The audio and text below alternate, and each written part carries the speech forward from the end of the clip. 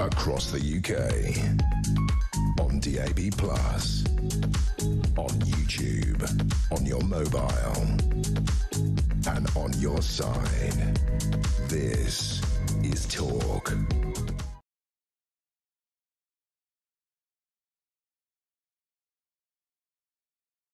Good morning and a very big welcome to you. This is Talk, the home of common sense. I'm Julia Hartley-Brewer. It's coming up to 3 minutes past 10 o'clock. Apologies for disappearing off mid last week with whatever the horrific latest bug and lurgy was going around the office and around London. Actually, I've knocked out a few of my colleagues as well. So apologies for that. A few of the back behind the scenes guys as well. Teddy, if you're listening, hope you're feeling better. Hope you'll be back at work soon as well. But it's great to be back on air. Such an important day to be back on air. Lots to talk about. I cannot wait to hear your thoughts on what we're going to be asking you today. Do get in touch with us. You know the number. I'll read it to you in a few couple of moments. But whether you're watching on YouTube or your connected device, listening on DAB+ radio or on your smart speaker, I so appreciate your company today.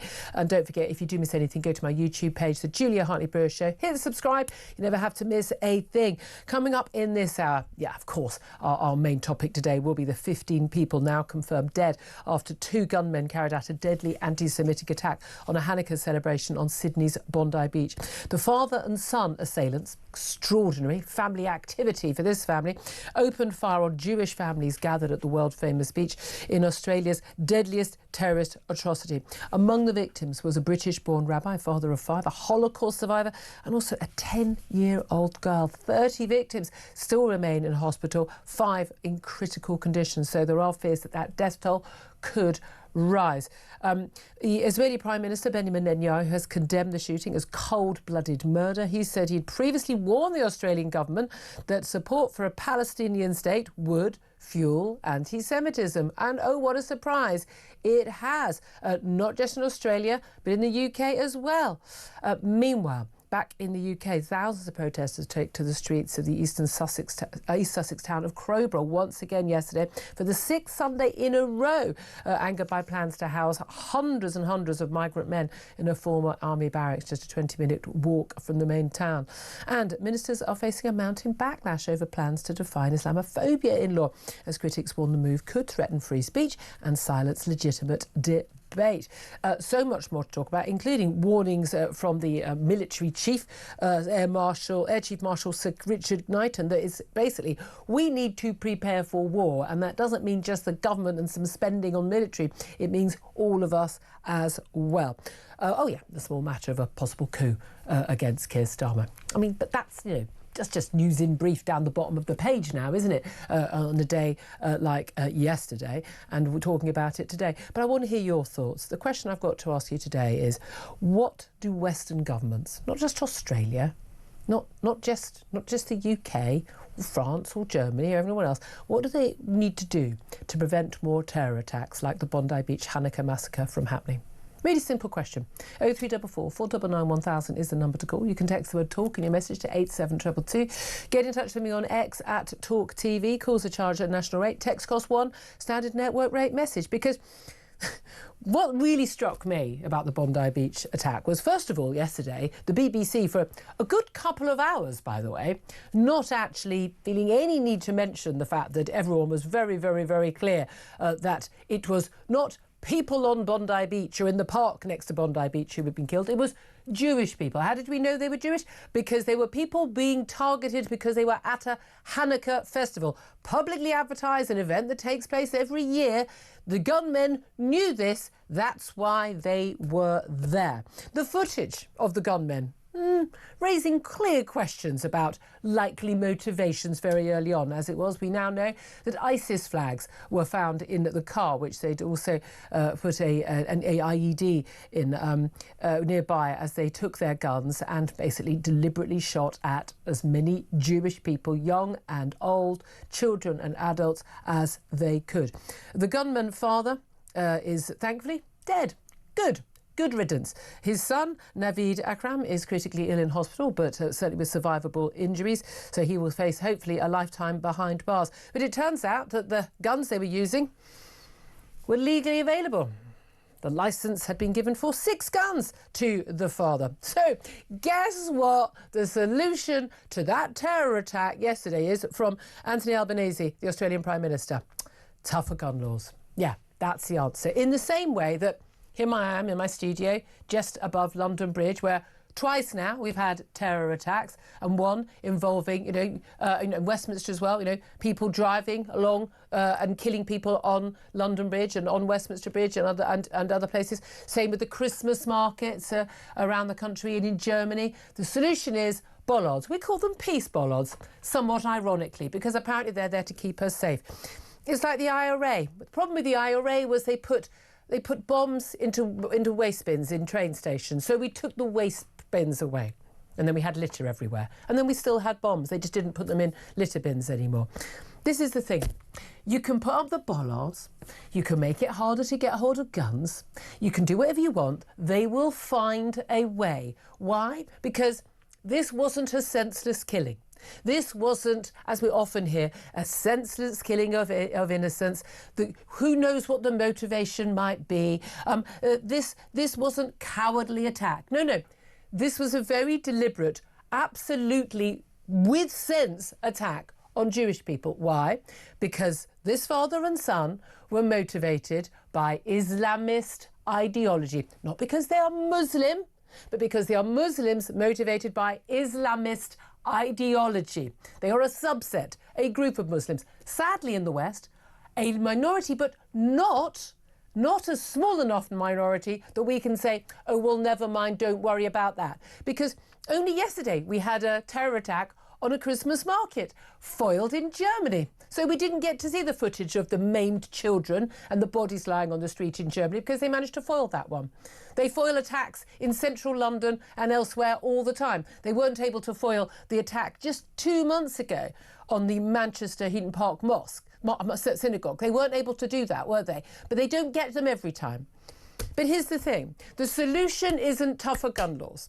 The solution isn't putting bollards in. The solution isn't new definitions of Islamophobia. The solution isn't everyone just staying quiet and not talking about it because, diversity is our strength, community cohesion, blah-de-blah-de-blah-de-blah. Enough is enough. You may not be Jewish. Majority of our country is not Jewish. Majority of Australians are not Jewish. But it never ends with the Jews. When people march on our streets, when they march through the Middle East, and when they march on our streets in London, in Manchester, in Liverpool, when they march on the streets in Sydney, in Australia, and they shout, globalise the intifada, what did you think it meant? It means kill Jews worldwide. That's what it means. And when it starts with the Jews, as a very wise man once said, it never ends with the Jews, and it won't end with the Jews, because this political Islamist ideology isn't just about pro-Palestine. It is about killing every Jew on the planet and then killing everybody who will not convert to their form of political Islamist ideology as well. So you, me, everyone is next, including, by the way, so-called moderate Muslims as well. So everyone needs to wake up, smell the coffee and realise that we need to take action, and the time is now. Otherwise, we're going to be waking up, whether it's next week, next month, next year, to our own Bondi Beach massacre. It is a miracle that only 2 people died at the Manchester synagogue. A miracle. It could have been far more. And it may be far more next time. So, my question to you. What do Western governments need to do to prevent more terror attacks like the Bondi Beach Hanukkah massacre from happening?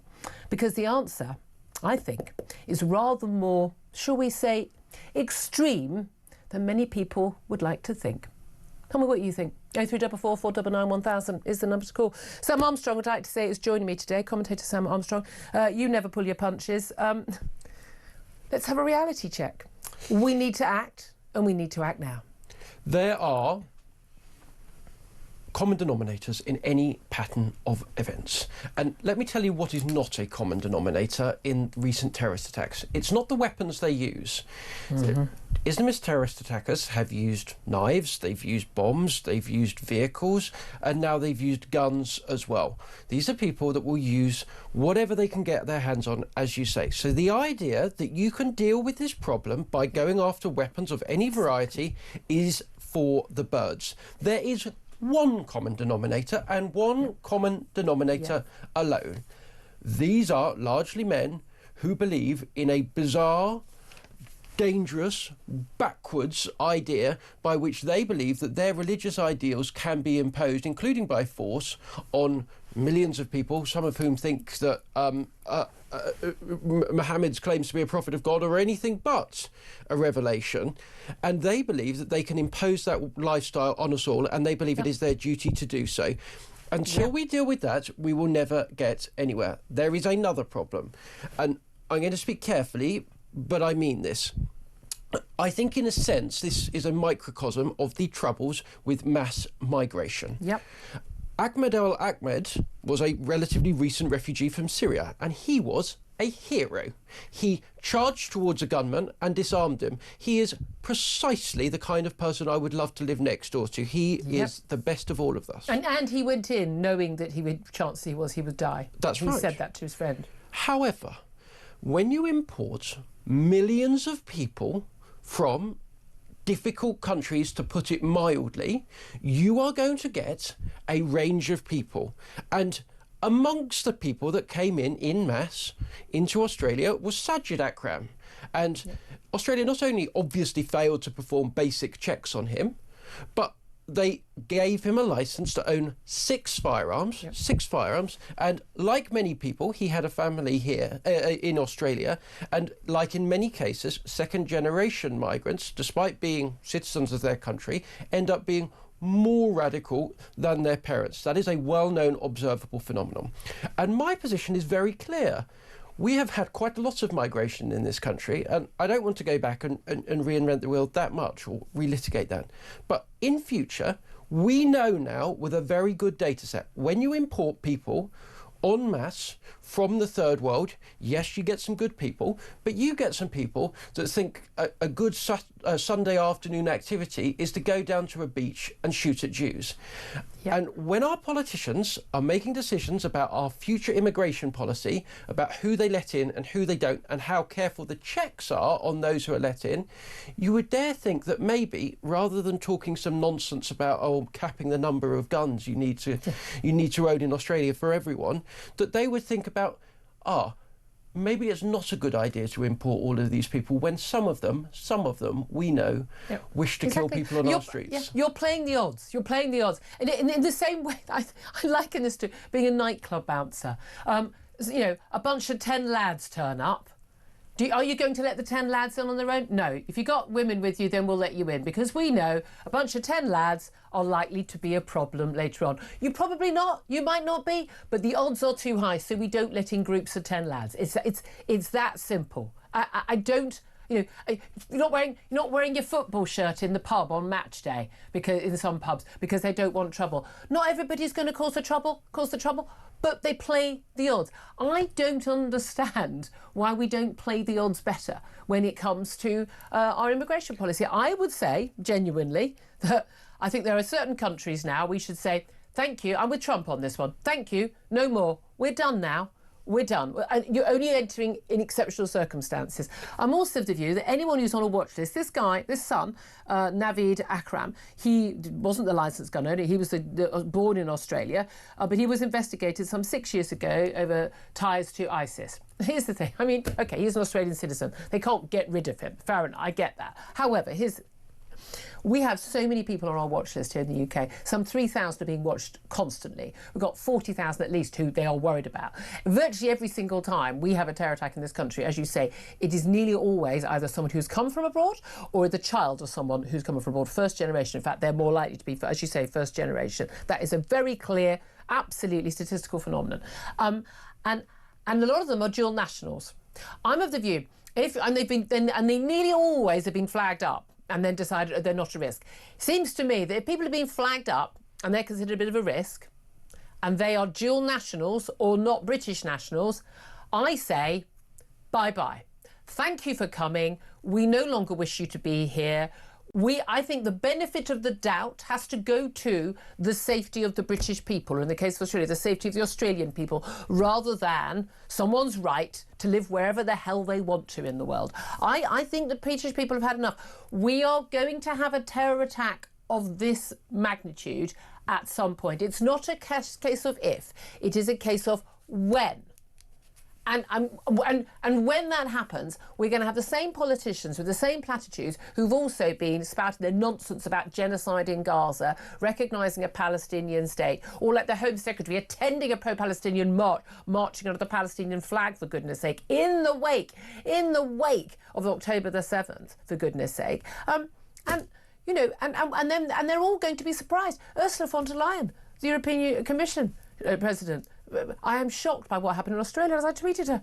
Why are you shocked? I'm not shocked. I'm never shocked by terror attacks. I also don't give thoughts or prayers. I don't like candles. I don't want any of that. I haven't looked back in anger since the Manchester Arena. I'm done. Full stop, done. I'm with Morrissey on this one. I absolutely look back in anger, and I look forward in anger at my politicians for not doing what they should be doing, which is protecting us from these people. There are too many people in our midst who wish us ill. And people thinking again, oh, it's the Jew, not just the Jews, but it's the Jews, it's not my problem, I'm not Jewish. Don't worry, when they finish with the Jews, they'll come for everybody else. That is part of the political ideology of Islamist extremism. It is. They say the quiet bit out loud. Globalise the Intifada. They say the quiet bit out loud. They have people marching on our streets saying it. But this stuff is imbued in our political class, our civil service, teachers at schools, the universities, the NHS, all our political parties. This stuff is, I mean, good God, it's in our media. BBC, Sky, ITV are literally, in Channel 4, saturated in this thought process. We are totally surrounded by this, and we need to root it out. Yeah, and I'll tell you who we can start rooting it out with, and I tell you, because it's emblematic of how far the rot is. The Sydney Morning Herald newspaper in Australia have tracked down the wife of Sajid Akram and the mother of Naveed Akram, a man who's shot at a 10-year-old girl. Shot at a 10-year-old girl. This is what his mother has to say about him. She says, he doesn't go out, he doesn't mix around with friends, he doesn't drink, he doesn't smoke, he doesn't go to bad places, he goes to work, he comes home, he goes to exercise, and that's it. She says, anyone would wish to have a son like my son. Yeah. He's a good boy. He's a good boy. I mean, he's not, sweetheart. We've just seen that. Your son is a monster. You bred him, you raised him, and he, alongside your husband, has just committed one of the most appalling atrocities in your country's history. You should be hanging your head in shame. And the fact that after your son has done that you have not immediately renounced him, and immediately said what he has done is appalling, means that you, Verena Akram, are, in my view, unfit to live in a Western country. You're part of the problem, certainly. I mean, do you know what I thought was really fascinating? You mentioned Ahmed El Ahmed, who was, a store owner, father of two, who had already been shot in the arm and in the hand. He had a bandage on when he tackled one of the gunmen. It looks like he tackled the father, Sajid Akram, and he managed, I mean, amazing. Attacked him from behind, unarmed, grabbed the gun. By all accounts, by the way, Australian police were on the scene at this point, which is a bit of a worry. Why were they not doing this and leaving it to a civilian? Because they were unarmed. Again, we're having some issues here. We're going to have to start, and this is an issue in England as well, I think a lot of people say. Yeah, but Julia, just on that point, okay, we are now talking very seriously about the fact that we're having to end unarmed policing in this country that we've had forever because of mass migration and the consequence of problems of Islamist terrorism. And that is the thing. Well, let me just play some of the footage. I mean, if you haven't seen it, I don't know where you've been for the last 24 hours, but Ahmed Ahmed tackling this gunman and disabling him is absolutely extraordinary. I mean, just so brave. And he did chat to his friend, I might die, but I've got to do this. And he went in and he managed to get the gun off the man, and then within a few minutes, both men had been shot by the police. But it's fascinating. It's a Syrian refugee, a Muslim man. It's fascinating. I mean, I was tweeting, this guy's an absolute hero. The number of people who replied to me, the usual suspects going, oh, but you're gutted he's Muslim. Oh, look, he's Muslim. Like, OK, I couldn't care less whether he was atheist, Muslim, Catholic, Sikh, Jehovah's Witness. I don't care. It's totally irrelevant. He was a good man. People like me who are talking about the problem of Islamist ideology and terrorism don't have a problem with Muslims. Most people in this country don't have a problem with Muslims because people are not Islamophobic. People are not racist in this country. People have a problem with an ideology which some Muslims, too large a minority in this country, particularly younger men, follow, and that's our issue. So I'd be absolutely delighted whether this man had any religion at all or none. The point is that good people do good things and bad people do bad things. But let's try and identify who the bad people are a little bit sooner. Would that be a good idea? I would love to hear your thoughts on this. Oh, just one final thing we ought to mention. What the hell is going on at Downing Street? Keir Starmer yesterday, they had obviously one of those sort of scheduled tweets to go out, posts to go out for Hanukkah, the first day of this festival of light for the Jewish religion. And this message went out about 2 hours after the Bondi Beach attack had started, and it goes out wishing everyone a happy Hanukkah. Just totally like someone allowed that scheduled message to go out, and then another one from 10 Downing Street's official account, and then sort of an hour later the Prime Minister going, oh, this is terrible, what's happened. I mean, we have a whole load of people. We have a government that apparently doesn't work on a Sunday morning. There's a major terror attack in one of our closest allies. And no one has bothered to look at the news before they've allowed these messages to go out. I mean, this is not about the niceties of what someone said on social media. This is about the abject lack of basic competence and basic sort of knowledge that is going on in number 10. If you think that's bad, you wait till you see what they've got coming later this week. A new definition of Islamophobia, which is going to ban precisely the conversation that you and I have just had. Well, we'll both be in prison then. We will both be in prison. Because I'm going to still have that conversation. And, you would think that the government may wish to take seriously the words of its own independent reviewer of terrorism legislation, who says that he is against such a definition. Why? Because it would threaten free speech and the work of the authorities in tackling Islamic terrorism.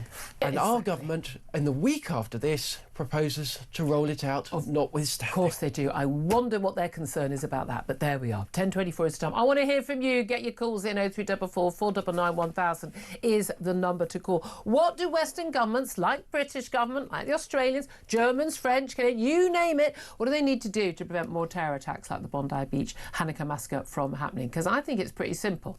I don't think they're willing to do it. I'll tell you what it doesn't include: sodding candles and prayers. Number to call, 0344 499 1000. This is Talk.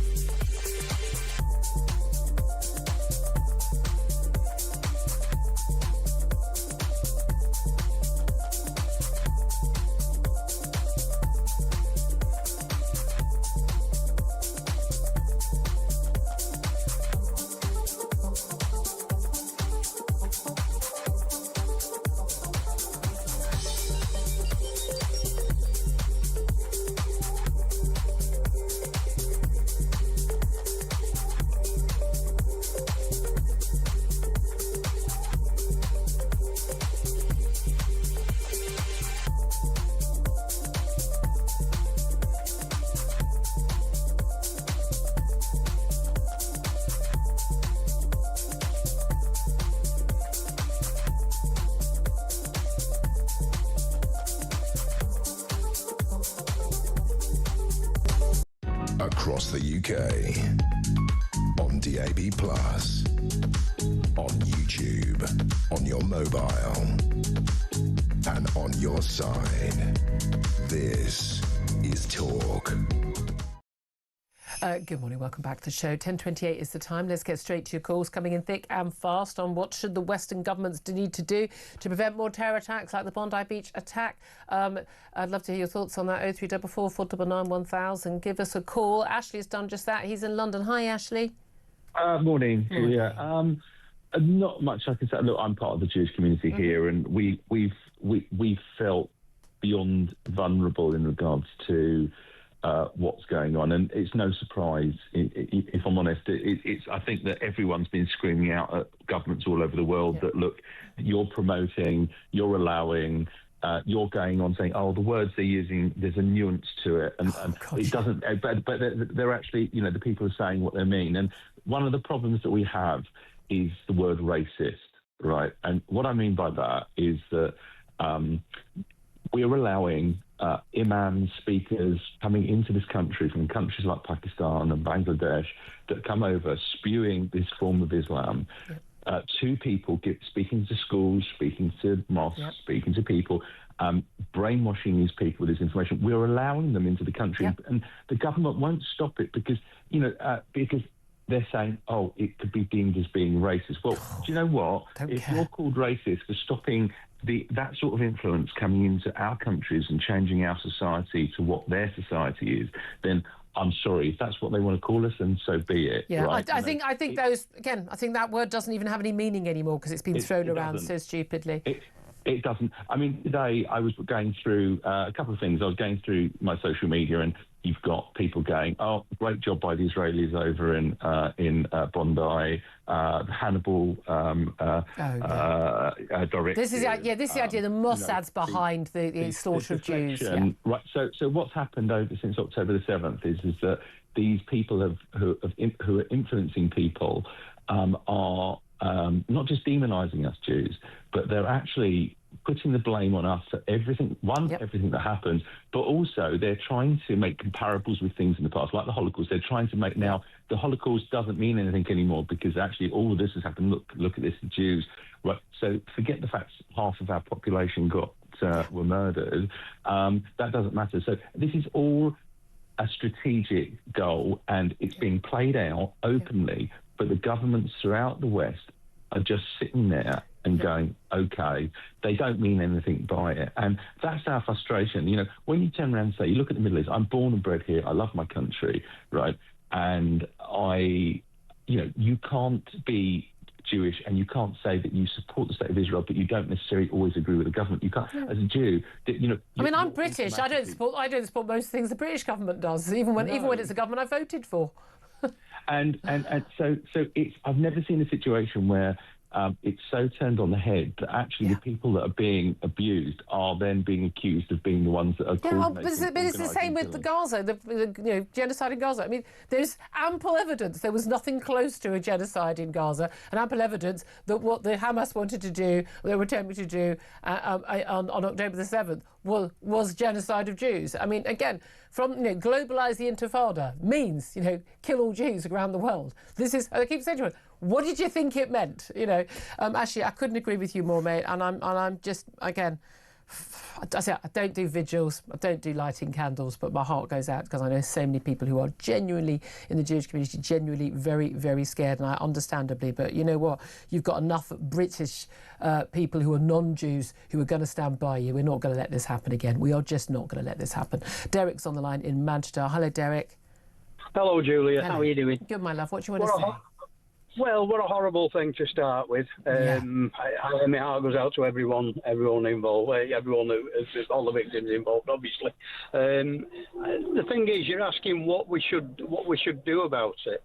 And it's something that we should have done 20, 30 years ago, which is properly control immigration into this country. We have allowed virtually every war zone on every war on the planet. We've allowed both sides of each of these war zones to come here, and we've got them fighting on our streets. Not just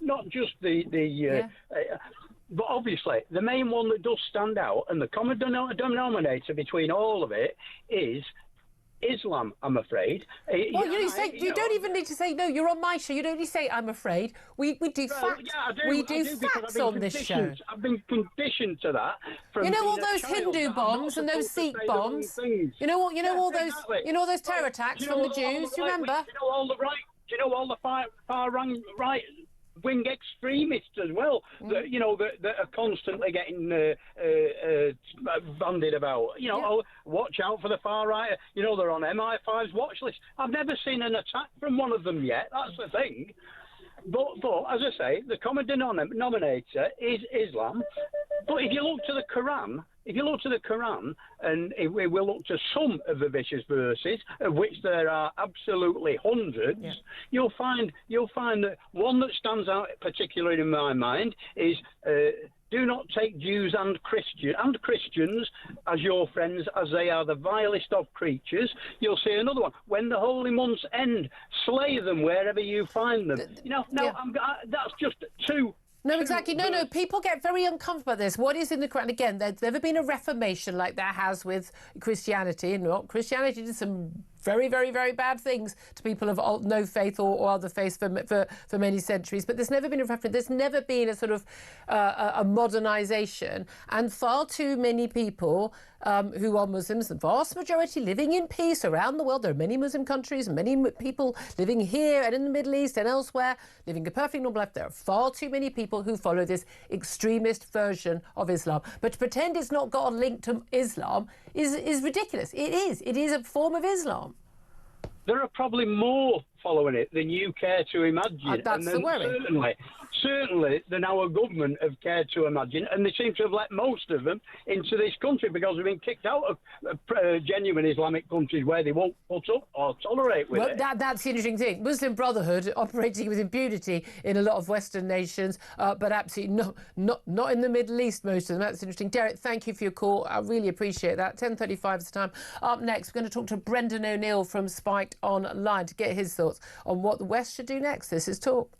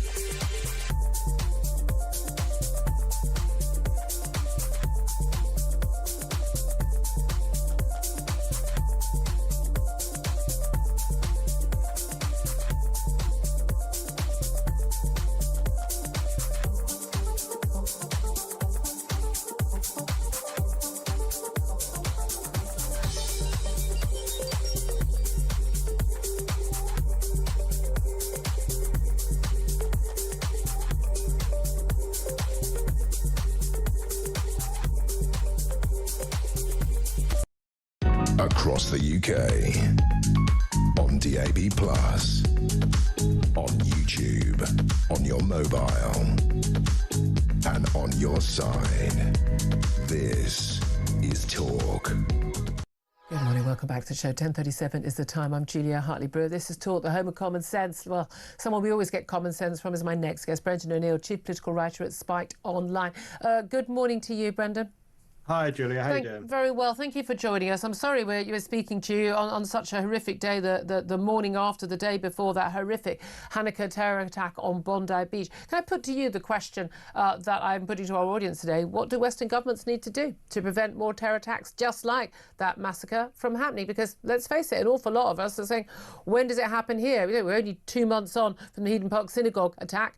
Thankfully, I mean, we have to be grateful that only 2 people died in that attack. It could have been dozens. How do we prevent it from happening here? You know, that's the question everyone should be asking today, isn't it? And I think there are quite a few things we need to do. We need to get a handle on our borders because we are importing anti-Semites. There is no question about that whatsoever. We are bringing people in from countries that are very, very anti-Jewish. We need to get serious about anti-Semitism in our own society. We've seen a surge in it in Britain and in Australia over the past 2 years since Hamas's pogrom the 7th of October. And we need to challenge Israelophobia. We can't just let this Israelophobic fashion run riot amongst the activist class and the media and the liberal establishment who think that hating Israel is not the same thing as hating Jews. But I'm sorry, none of us are buying that anymore.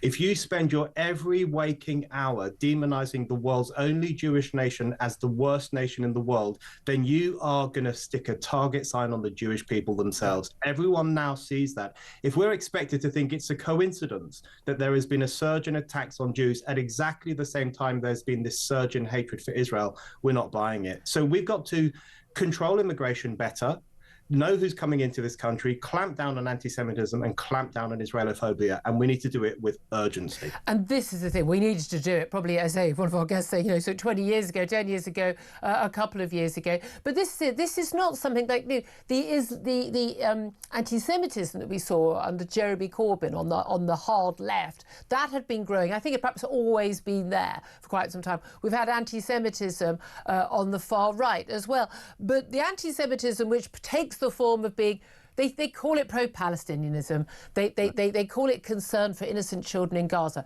But by the way, more children will have died in Sudan in 1 week than died the entire 2.5-year war, almost in Gaza. So, but no marches for those children. No one's interested. No Jews. No news. We know that. But this pretend sort of masked anti-Semitism in terms of anti-Zionism. This is mainstream now. This is things that the Prime Minister says and does in recognising a Palestinian state. This is something that the now Home Secretary stood there with a Palestinian flag. This is the norm at the BBC, Sky News, ITV, Channel 4 and elsewhere. This is mainstream now. How do you tackle it when it's no longer something that's just happening in a couple of dodgy mosques with some dodgy imported imams or far right or far left, but it's just mainstream society? You know, that's such an important question because that mainstreaming of so-called anti-Zionism is emboldening the worst anti-Semites, the kind of Islamist anti-Semites, the ones who are willing to carry out extreme forms of violence. There's no question in my mind that there is a relationship between these two things. There's a relationship between that supposedly respectable anti-Zionism and this murderous anti-Semitism. Yeah. In my mind, anti-Zionism is anti-Semitism. There is no difference between them now whatsoever. Well, hold on a minute. I know plenty of Jewish people who aren't Zionists, and they're very critical of not just of Netanyahu's government in Israel, but most of Israel's actions. What would you say? They can't be anti-Semitic if they're Jewish. That's what people would say. You know, people say it's not anti-Semitic to criticize Israel. Obviously, that's the case. It's not racist to criticize a country. We should all be free to criticize countries. But we're not talking about criticism of Israel anymore. And we haven't been for quite a few years. We're talking about blind, bigoted hatred for Israel. Yeah. We're talking about people on our streets every weekend calling openly for the destruction of Israel from the river to the sea. We're talking about people depicting Israel as the most bloodthirsty nation on earth, a uniquely evil nation, a nation that loves to kill children. That's what they used to say about the Jews in the 1200s and the 1300s, by the way. We're talking about a venomous loathing for one state above all other states. Yeah. That is, they call it anti-Zionism. To my mind, it's anti-Semitism. Because it's coincidentally the only Jewish state in the world, the only Jewish state in the Middle East. You talked about we need to challenge Israelophobia. We need to challenge, tackle our borders. Okay, talking of the borders, what does that actually mean? Because the reality is we have imported a lot of people to this country, and as Sam Armstrong was saying, we've imported a lot of people to this country from, third world countries, basket case countries, where they have their war-torn, they don't share our values, and they are coming here imbued, either they are first generation or their children. We see this increasingly second generation who feel like for some way they don't fit in. They are turning to this extremist Islamist ideology, which an awful lot of the Middle East is trying to clamp down on. We apparently are saying, oh, multiculturalism, isn't it grand? Diversity is our strength. What are we going to do about that? We've got people who are here already in this country, either first generation or born and bred Brits here, who hate not just Jews, they hate this country, Western values, democracy, Christians, infidels like me who are atheists. They hate us. They, biding their time, will want to kill us. And it's not 2 or 3 people. We know huge number of people, on the vast majority of people on the terror watch list are Islamist extremists. Some 3,000 people being watched, some 40,000 who are a concern. And the estimates, when you look at polling done by, lefty organisations like Channel 4 over the years, suggesting in terms of even among so-called moderate Muslim views, that some of those views are not what most people would consider moderate views. What are you going to do about it? There is such a catastrophic failure of integration, and admitting that is the very first step. I know that's the easy bit, but there's a lot of people who still won't even admit that. Yeah. There was a moment about 10 years ago during the ISIS wars in Syria and Iraq when there were more British Muslims in ISIS than there were in the British Army.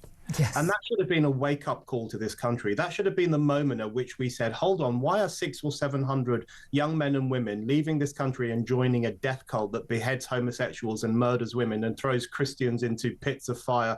What's going on here? But of course, we weren't allowed to have that discussion, because if anyone raised it, they were called Islamophobic. They were accused of being racist. They were accused of starting a culture war. The starting point has got to be an honest, frank discussion, which is that we currently have the worst of both worlds. We are bringing in unprecedented numbers of people from, let's be honest, regressive parts of the world at exactly the same time that we have abandoned the project of integration, because the people who run this country don't think it's a country worth integrating into. They think Britain is a horrible place with a racist history and lots of Islamophobes wandering around and gammon, etc.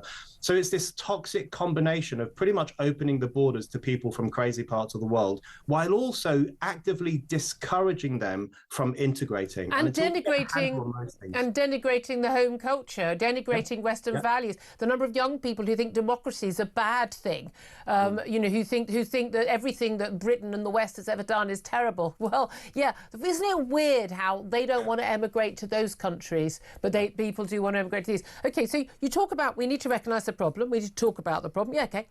And then what do we do about it? Because I'm not entirely sure that's going to stop the next car bomb or the next truck attack or the next knifing or the next shooting.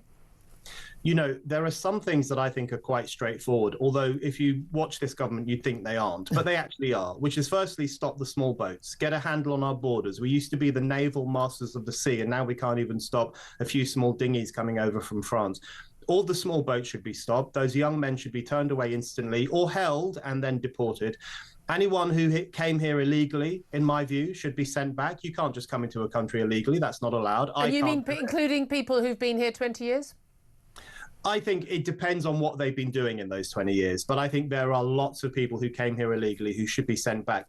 The far harder thing, Julia, of course, is exactly the problem you talk about, which is the failure of integration often expresses itself further down the generational line. So if you look at Irish immigrants, for example, my parents are those, they didn't integrate spectacularly well in the 1970s. There was a war going on, the Troubles, bombs going off, and people were a bit wary of Catholics, and the Irish kind of kept to themselves. They weren't very well integrated, but their children are. And their grandchildren are. There's a generational warming to the host country, if we might put it like that. That's not happened with sections of the Muslim community or the Pakistani Muslim community. And in fact, often their grandchildren, the third generation here, are more radical than their grandparents were when they came here, often to flee Islamic rule, often because they wanted to be part of a country like Britain. Now we have youngsters born in Britain who have these London accents, who are technically speaking more British than me, who go around with their faces covered saying they hate Jews and they want to destroy Britain.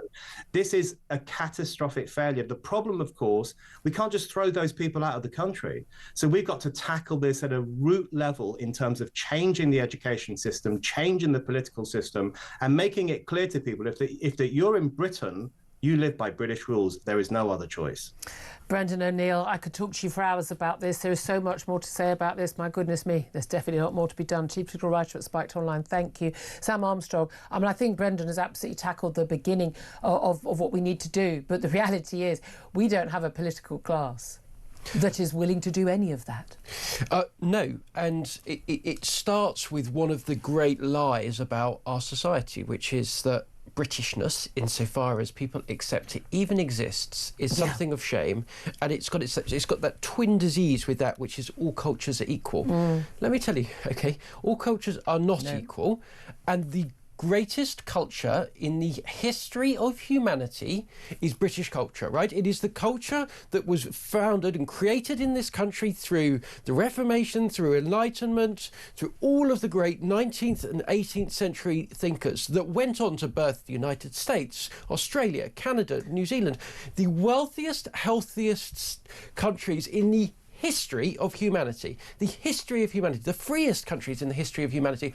Our history is a source of immense pride, pride. And if you forget that, all of a sudden you think, oh, I know what would make it better. Let's import a load of people about which we know nothing from countries that have spent the last, frankly, 2 millennia tearing themselves apart. Yeah, I couldn't agree with you more on all of that. Again, I think the problem we've got is not just the people in our midst who want to hurt us.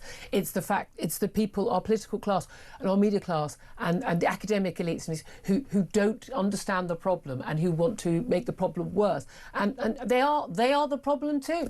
I'd love to hear your thoughts on all of this. Give us a call 0344 499 1000. Up next, and to talk about, well, certainly part of the problem with Orla Minahan, one of the pink ladies in Epping, as thousands more marched in Crowbury yet again on Sunday yesterday over the arrival of migrant men into their town, as we saw, another 600 arrive on Saturday alone. Where are we going to put them? This is Talk.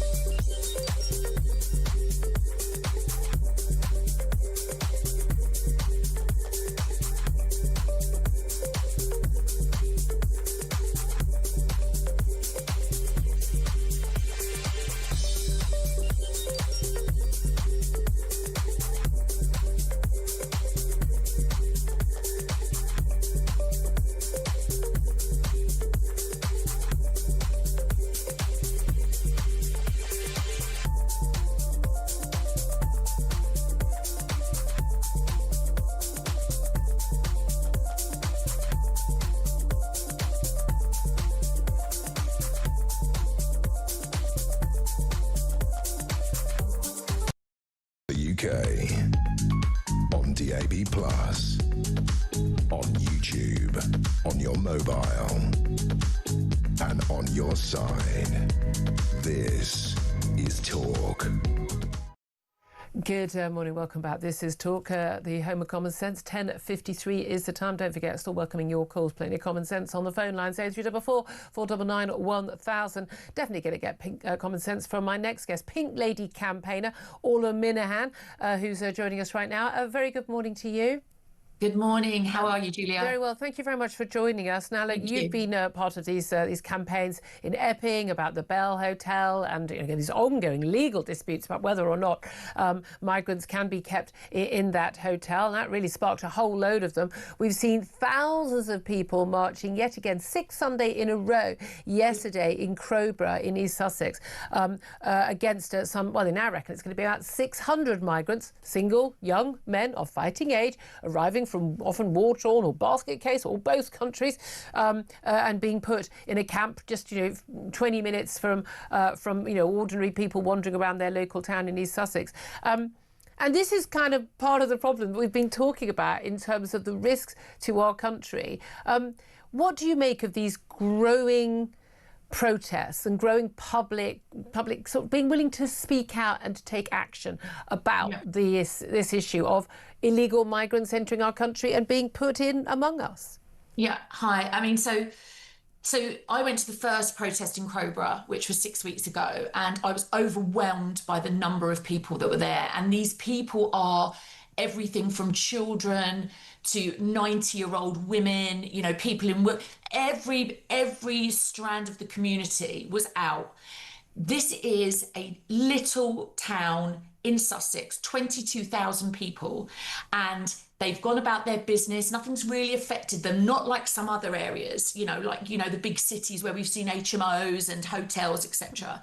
And now suddenly they're told that they're going to have 600 men dumped in the middle of their town.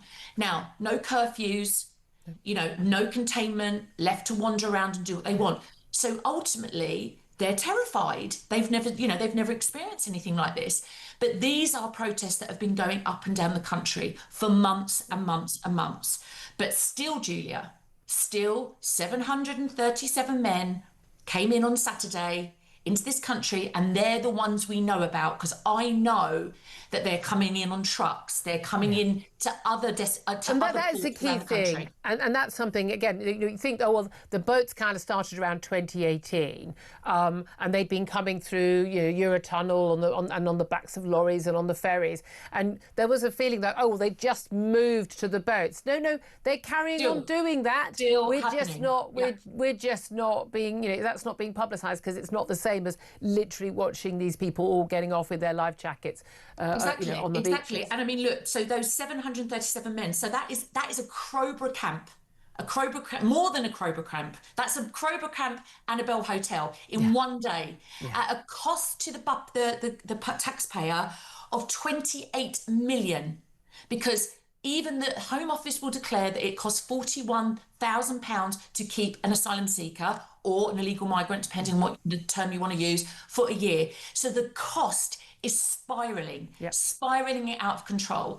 And we are seeing these men coming in week after week after week. There is nowhere to put them, Julia. So the fact is, they have to put them in camps in Crowborough and other locations, because they've got nowhere to put them. Well, indeed, we don't want them in their hotels. We're paying a fortune for them. We don't want them in, the solution is that we'll put them in local accommodation, in houses of multiple occupancy. Well, even closer to our children and young women. No, thank you. Camps, fair enough. Okay, they're in a camp, but only if it's sealed and fenced and it's got armed guards, I'm afraid. That's it. They're allowed to do what they want. There is a financial cost, no doubt at all, but there is a cost, and again, this is where those protests at Epping started, to our young women and girls in particular. We know, rising crime generally, but particularly violence against women and girls. We've had numerous cases, and not just the sexual assault of a 14-year-old girl at Epping, another rape case that was brought that still hasn't come to trial, I believe. We've had numerous other cases. That thing that never happens, that just, funnily enough, all keeps on happening. But this comes at a time when we had the Home Secretary, Shabana Mahmood, and I'm sure we'd have been talking about this a lot more this morning if we hadn't had the horrific events in Australia of this new policies on tackling violence against women and girls. But you can't be serious about tackling violence against women and girls if you kind of tried to stop there being any proper expose of what was going on with the grooming gangs, most extreme violence against women and girls, and also B, if you are importing thousands of foreign men, not all of whom are going to be rapists or sexual assaulters, but too many are, and one is too many. Absolutely. And I mean, this is like the horse has already bolted, and now suddenly the government is seeing this outrage. So they're trying to patch it over with a plaster. At the end, they're talking about safety for women and children as if they're building a cage around loads of chickens, but they're leaving a gate open for a fox. Yeah. It's absolute insanity. And I mean, as we said, these men are coming over day after day. A friend of mine was in Calais this weekend and said he saw thousands and thousands of men. And how many women did he see? Two women. No children, 2 women. And this is being completely ignored by people like the Greens, all these, giving us these, Calais charities. We have got no room, we can't afford them, and they are posing a risk to the most vulnerable people in society. End of story. The government have got to get a grip. They can't deal with what they've got, so why are the borders still open? It's absolute insanity. They're completely out of control. Yeah, I couldn't agree with you more on all of that. All of them. Pink Lady campaign. A quick word from Sam Armstrong.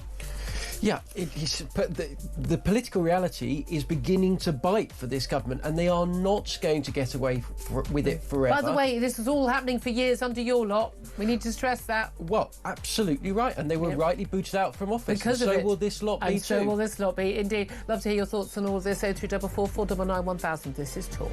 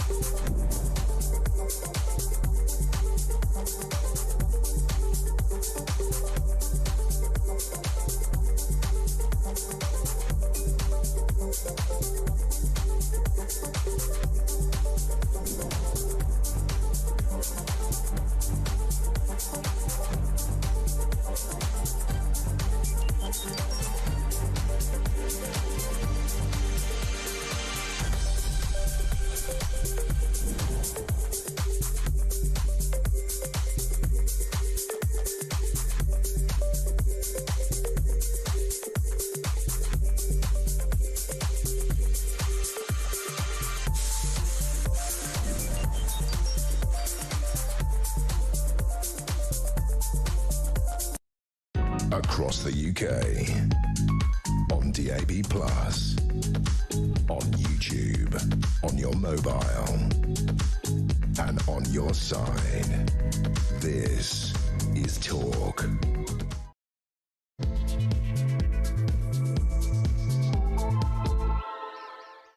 A very good morning. Welcome back to the show. It's fast approaching 3 minutes past 11 o'clock. This is Talk. We are the home of common sense. And I'm Julia Hartley-Brewer. Whether you listen on DAB Plus radio or on your smart speaker, watch on YouTube or on your connected device, I really appreciate you joining me. Don't forget, if you miss anything from the show, go to my YouTube page, the Julia Hartley-Brewer Show, hit subscribe, and then you never have to miss a thing. Coming up in this hour, of course, going to talk more about that horrific attack on Bondi Beach. 15 people are now confirmed dead, including a 10-year-old girl. 30 victims remain in hospital. 5 in critical condition. Concerns that our death toll could rise after 2 gunmen carried out a deadly anti-Semitic attack on a Hanukkah celebration on Bondi Beach. The father and son assailants opened fire on Jewish families gathered at the world-famous beach for Hanukkah. Israeli Prime Minister Benjamin Netanyahu has made the point that, well, you know, it was cold-blooded murder, and pointed out he had previously warned the Australian government that you support a Palestinian state, that will fuel anti-Semitism. That's exactly what we all told Keir Starmer when he decided to recognise a Palestinian state as a reward for Hamas and that attack on October the 7th in Israel. And this is what happens. I want to hear your thoughts, because my question to you today is, what do Western governments need to do to prevent more terror attacks like the Bondi Beach Hanukkah massacre from happening? It's a really simple question. 0344 499 1000 is the number to call. You can text the word talk in your message to 87222. Get in touch with us on X at Talk TV. Calls are charged at the national rate. Text costs £1. Standard network rate message. Because it seems to me that we're going to have a lot of candles and vigils and prayers, aren't we? There's been a lot of emoting on the television, a lot of, oh, isn't this awful, a lot of hand-wringing, a lot of posts on social media from the likes of our Prime Minister and many other leaders around the world. But at the end of the day, talk is cheap, and candlelight eventually goes out, and eventually you have to stop singing "Don't Look Back in Anger," and you actually have to look to the future. Because actually, I don't think our job right now is to emote and feel sorry for people and to you know, light candles and lay flowers. I think our job right now is to stop the next 10-year-old girl attending a festival on a beach from being slaughtered by crazed gunmen motivated by an insane political ideology. I think that should be our job, not buying little candles and lighting them and putting teddy bears on the ground. I don't think that saves lives. I think that does the opposite of saving lives. I think that actually leads just to the next attack, because the more time that our political leaders, and yes, our media and everyone else, the academics in universities, the teachers in our schools, the civil servants and religious leaders and everyone else, the more time they spend wringing their hands, shedding their crocodile tears, the more 10-year-old girls and their parents and all the others who have died, the innocents who died at Bondi Beach, the more they will die. It's a simple matter of time before this happens again. How do we know that? Because day in, day out, across the Western world, whether it's Australia, whether it's Canada, whether it's Britain, whether it's France, whether it's Germany, whether it's Sweden, where it's anywhere else, we are seeing attack after attack after attack by Islamist assassins. And we are seeing attack after attack after attack being foiled by our security services. It is an absolute miracle. It is a matter of simple luck that we do not see more terror attacks on all of the streets of all of the Western countries. And no, they are not just aimed at Jews. As a much wiser soul than me once said, what starts with the Jews never ends with the Jews. They are the canary in the coal mine. Because this wasn't an attack that was motivated by just a hatred of Jews. That was the key part of it. It was a hatred of the West, of democracy, of freedom, of individualism, of equality, of people just living their lives as they choose to lead their lives. This was an attack carried out by 2 gunmen, a father and son, Sajid Akram and his son Navid Akram. One of those, thankfully, is dead. The other is in a critical condition. Extraordinarily, one of them is a man who made his life in Australia, choosing to go there of his own volition. The other is his son, born and bred in Australia. And yet they thought, for some bizarre reason, that the thing that they should do in their lives that would be most important to their lives was to pledge allegiance to ISIS, the Islamic State, and to slaughter Jews at a religious festival. And this is the thing. If we don't wake up to the fact that this wasn't a senseless attack.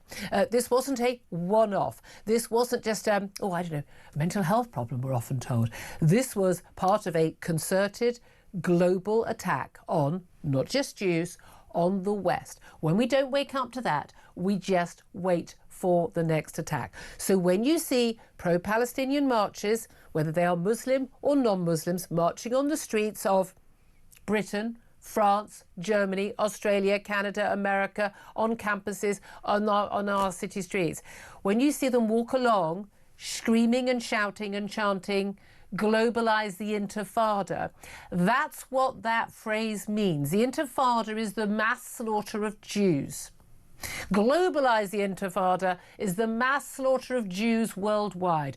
What did you think it meant if it doesn't mean that? So when they march on those streets and they pretend it's about worrying about little babies in Gaza under attack from the IDF after the slaughter of Israelis on October the 7th, that's not what it's about. It's about slaughtering Jews. And after the Jews, everyone else who won't accept the political Islamist ideology will be next. And the sooner our political leaders and our media classes and religious leaders and cultural leaders and academics and everyone else in the West wakes up to that reality, that fact, the safer we will all be. And when the Australian Prime Minister, Anthony Albanese, thinks that the solution to the problem is that this gunman father used licensed guns to slaughter these innocents on Bondi Beach, so the solution must be tighter gun controls, when Australia has some of the tightest gun controls in the world. That's the same as us putting up what we laughably call peace bollards on London Bridge and Westminster Bridge, and when Germany does it around their Christmas markets to stop the slaughter of innocents by Islamist gunmen, terrorists and others. The reality is those extra defences and those extra controls will never work. They are not going to save lives now or in the future. The only thing that will save lives now or in the future is tackling that ideology. And you are never going to tackle that ideology if all of our leaders have got their heads in their hands and their heads in the sand and are refusing to acknowledge that it exists. Because, you know, diversity is our strength, and you mustn't be Islamophobic and you mustn't say anything nasty about anybody that might be different from the majority of the country. Well, I'm sorry.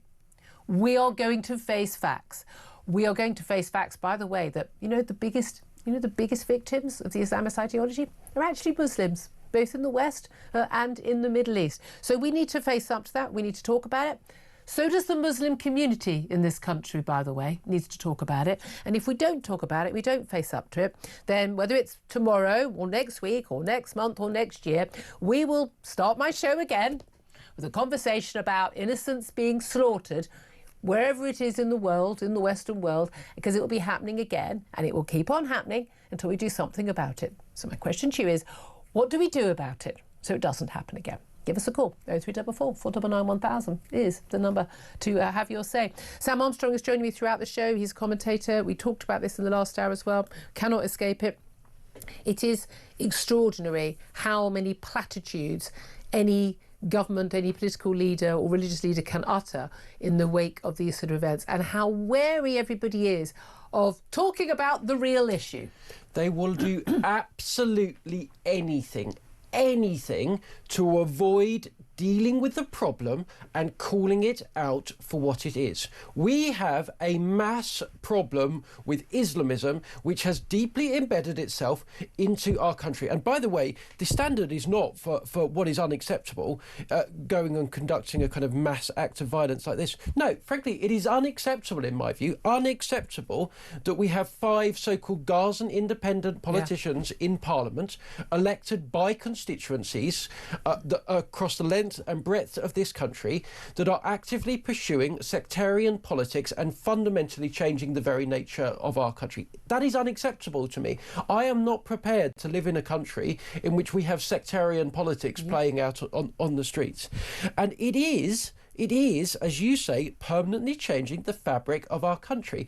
Look at Parliament now. It is a disgrace. It is covered in a sort of steel mesh of a fortress. The car bollards. It is hideous because why? we have seen time and time again people using cars. We can't ban cars, so what do we have to do? We have to surround every significant public site like a fortress. And there's so many tragedies yesterday with what happened. This young girl, 10 years old, called Matilda, brutally shot. But there was another victim there called Alex Kleitman. He was in his 80s. Yeah. He had fled Ukraine through Siberia to Australia. Why? To escape the Holocaust. He was a Holocaust survivor. He came to the West. Why? Because he felt as somebody that would contribute and make a valuable commitment to whichever country he settled in, that he would be safe there. Yep. And he was. And then mass migration and a failure. And we betrayed him. And a failure to deal with people, because we have bought a national delusion that our history is something to be ashamed of and that all cultures are equal. Well, no, you say we. No, but I don't think the average ordinary person has bought any of that nonsense. I'm ashamed of myself, actually, that for a long time I felt nervous, and I still feel a little bit nervous about tackling these topics head on. I feel uncomfortable. I know. I think it's important to talk very precisely and very carefully. Sure, but I know, because I work at the Free Speech Union, that many people are cancelled every single day for calling it out. But frankly, none of those consequences should matter compared to how important it is to save our country. But I'm ashamed that I feel nervous and that I have to be. That I have to shy away from saying what I think. I won't do it anymore, and I won't do it because it has this institutional cowardice, national silence on these issues has allowed a deep and dangerous rot to set in. One consequence of which is there is a 10-year-old girl currently lying in a morgue in Sydney because politicians were not prepared to deal with the very obvious problems that existed. This does not, as you say, come as any surprise to anyone. No. So enough's enough. Yep. I'm going to call it as it is, and I invite anybody listening to this, anybody with any modicum of common sense, with moral courage, actually, to call it out for exactly and the what key thing is. This is not Islamophobia at all. This is not. Again, I could not get over how many people on my social media feed when I was thinking of this. One of the absolute heroes of yesterday was a civilian, totally unarmed, already been shot in the arm and the hand, called Ahmed El Ahmed, and he disarmed the gunman father and managed to get his gun off him, and then he went and ran to join his son on the bridge, where they were both eventually shot, and the father is dead, and his son is critically ill in hospital. I'm really hoping he survives, but there we are. He spends the rest of his life in behind bars. But the amount of people are going, and it was a Muslim. It was a Muslim man. And people were saying to me, oh, bet you're gutted to find it was a Muslim. I couldn't care less. It didn't occur to me whether he was Muslim, Catholic, atheist, Jehovah's Witness. I don't care. It's totally irrelevant.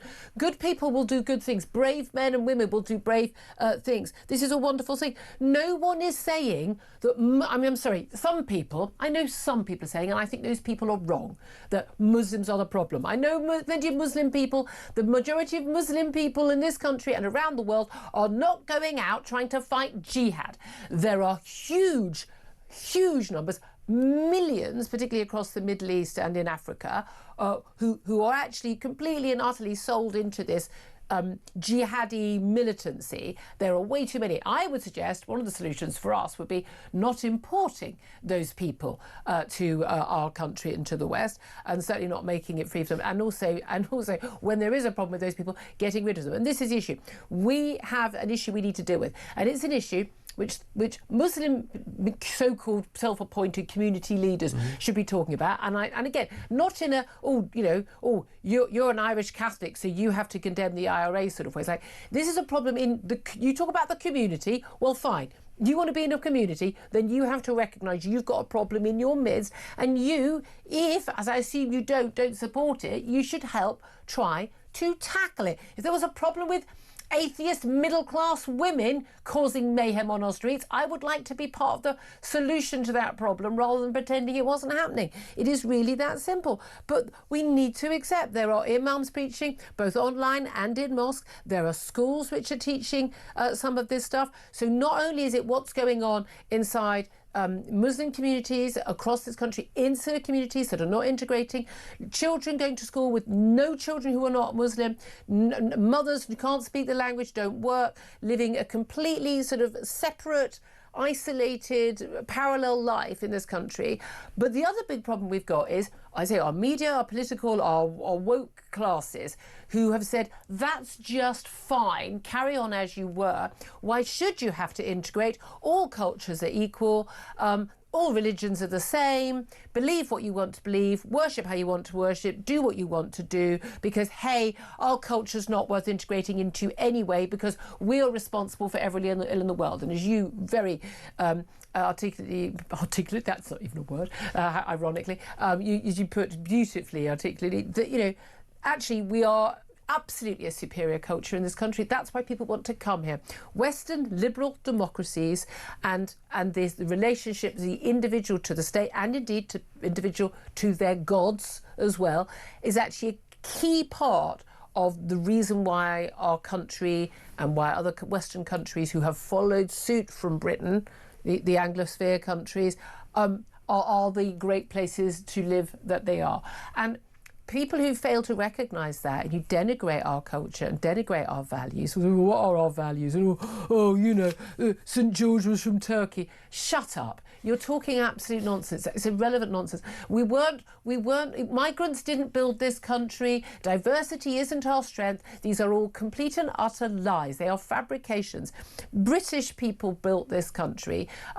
And if people want to come and live here, they are welcome to do so if they're going to have a contribution to make. But they need to, A, make a contribution, and B, they need to integrate and assimilate and adopt the values of this country. Otherwise, why are they here? And I think that shouldn't be a controversial thing to say. I am not opposed to mass unvetted migration because every single Libyan or Syrian is a bad person. Many of them are good people. However, war-torn countries in which Islamist and frankly extreme Islamist ideologies are a mainstream part of life, people from those countries are more likely upon arrival to harbour views that are unacceptable. We're just playing the odds at this point. We're playing the odds. And look, it's very clear, polls of British Muslims, and these are people answering honestly. Some of them, I suspect, are answering dishonestly to hide this. 1/3, 35% of British Muslims say in a poll that Jews have too much power in this country. I am sorry, if you are an imam, if you are a Muslim community leader, that statistic says you are failing to tackle mainstream, widespread anti-Semitic views within the British. And we have to Muslim accept that we've had anti-Semitism in Europe for many centuries. We know there's a reason why the Holocaust happened in Europe, okay? But we also know that we have imported a whole new strain of anti-Semitism from the Middle East.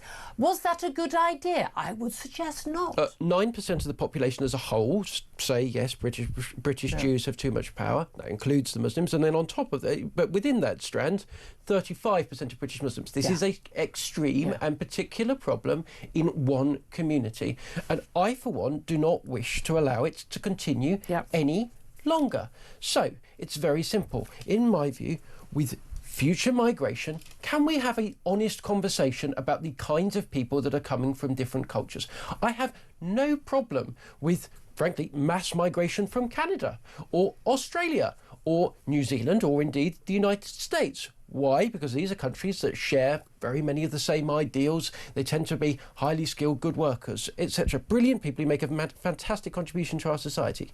However, people that have come from countries that are in the midst of constant civil war over a very long period of time, I'm sorry that they live in those countries. Really, believe me, I am. But it isn't our problem.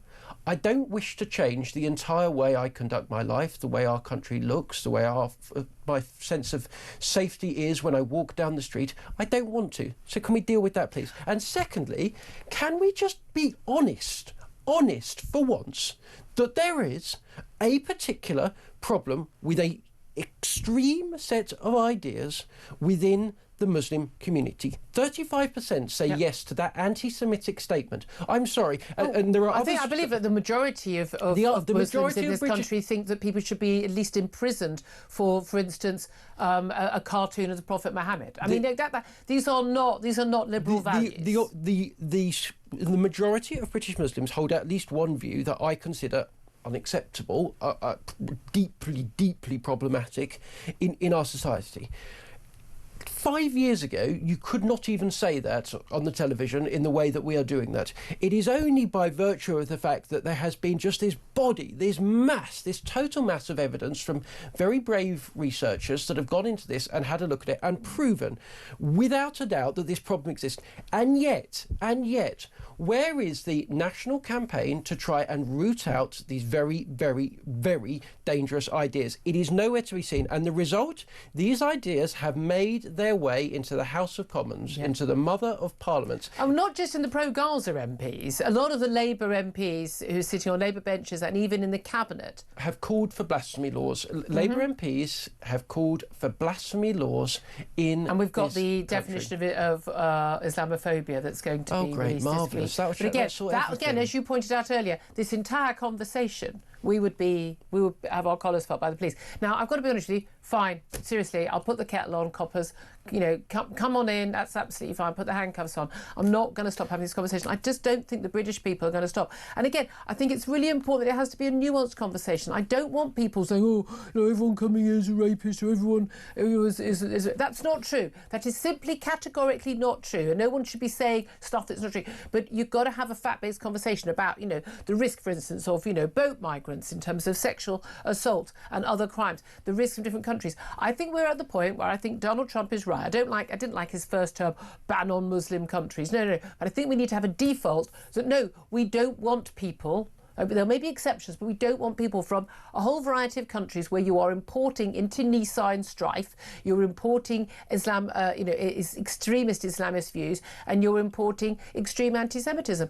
And I just don't think that laying bloody flowers and praying vigils and lighting candles is going to work anymore. And I also really, really think it's so important that people wake up to the fact that this is an attack on Jews. The attack on the synagogue at Heaton Park in Manchester only 2 months ago was an attack on Jews.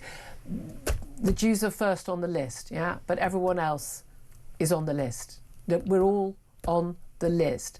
When they say globalise the intifada, we're all on the list. And that will include, by the way, moderate Muslims living their life and who are totally integrated in this country. They're on the list as well. And when I say on the list, I mean to die. I do think people need to understand. The thing I find so frustrating when we talk about senseless killing, that wasn't a senseless attack to kill people yesterday.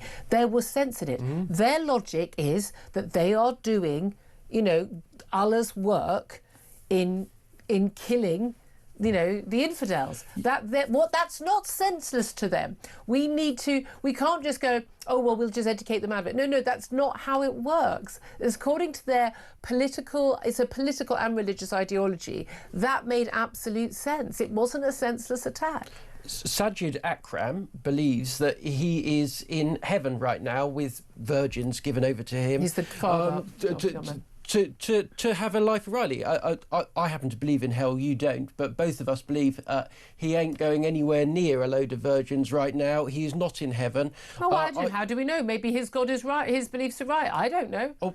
I don't know. I'm an atheist. I think they're wrong. I think Islam is not the correct religion. That's a perfectly legitimate view that millions of people hold. But the difference is you don't want to kill people who have a different religion. I don't want to kill anybody. Full stop. It is not the way that I was brought up. It is not our values. And by the way, nor do millions of Muslims, and nor do pretty much everybody in this country. The problem is when you import people from places in which violence has been normalised, in which extreme ideas are commonplace, you are going to get some people, like Ahmed al-Ahmed, the man who disarmed the gunman, who are heroes, but you're also going to get some people who are going to be like the gunman. That is the reality. The thing is, you don't need the heroes if you don't have the gunmen. That's the key thing. 11:27 is the time. We're going to take your calls. Give us a call. Particularly, I want to know don't bother emoting at me. Don't be lighting a candle or saying your prayers. I want to know, what are we going to do to stop people being slaughtered? It's just that simple. What should Western governments do? Give us a call. 0344 499 1000 is the number. This is Talk.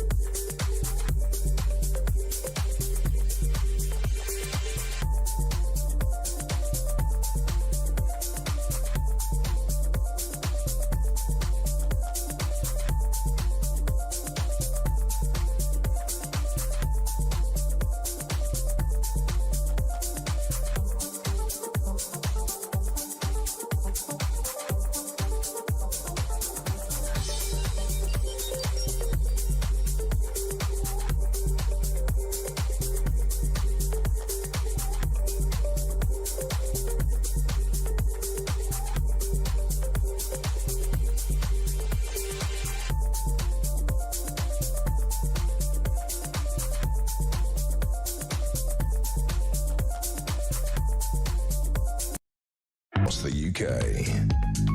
On DAB+, on YouTube, on your mobile, and on your side. This is Talk. Good morning, welcome back to the show. 11:30 is the time. Let's get straight to your calls about, well, what should Western governments do? Britain, maybe you might think about trying to do something to prevent more terror attacks like the Bondi Beach Hanukkah massacre. What are your thoughts? 0344 499 1000. Claudio is in London and wants to have his say. Hi, Claudio. Hello, Julia. Hello, what do you want to say? Well, my first thought is, how accurate how skilled do these shooters need to be able to shoot a rifle from that distance? And well, we understand one of them had a scope. Yeah, I don't understand these things, but yeah, they knew what they were doing. One of them was a licensed gun owner, for goodness sake. So clearly they've been trained. So that's somewhat of a concern. To be able to shoot that accurate. Well, he was the father was a licensed gun owner. He used to go and train. So yeah, we knew that. Yeah.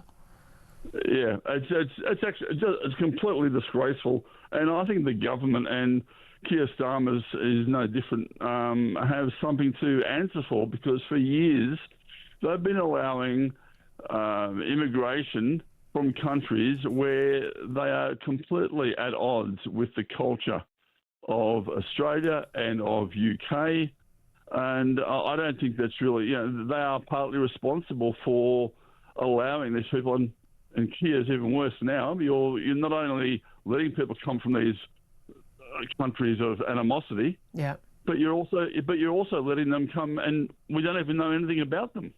Well, yeah, but it turns out 6 years ago, the son in this case, Naveed Akram, had been investigated over potential ties to ISIS. I mean, you think that might be something worth looking at, but then of course he's born and bred Australian.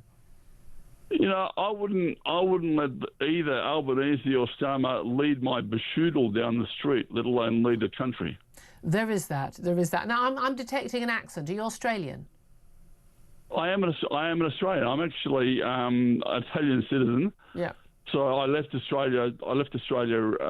February 2024. Yeah. Moved to Italy, and I'm an international pet sitter.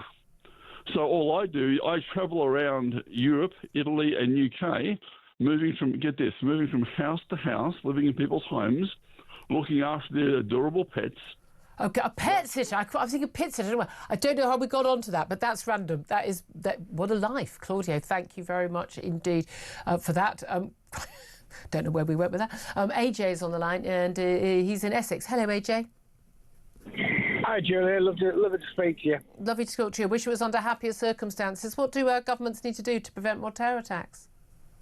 Well, I put it down to weak, pathetic politicians putting the safety of its citizens behind votes. Yeah. That's it. That's one point. Well, bearing in mind in this Bondi attack, and actually, and a number of the other attacks we've had in the UK, is people who are born in the country, or in the case, the father in this case, someone who came legally to Australia. Yeah. Well, let me get on to that subject. The subject is, this is a hateful religion. No, it's a hate. Islamism is a hateful ideology. I don't think Islam is a hateful religion. Well, people need to wake up and smell the Quran, not the coffee. Smell the Quran, because it's full of hate. I'm afraid it's full of hate. Well, so is the Old Testament. Yeah, who's saying anything good about any religion? Let's be honest, Julia. Religion has killed more people on planet Earth than all the wars put together. No, that's not true. Communism has actually killed more people than religion. Well, genuinely, I don't know. I've never understood why Stalin and Mao get such a clean bill of health. They're responsible for far more deaths than even Hitler, terrifyingly. We, unfortunately, have, at the moment, a cult in our country and many countries, which is killing people.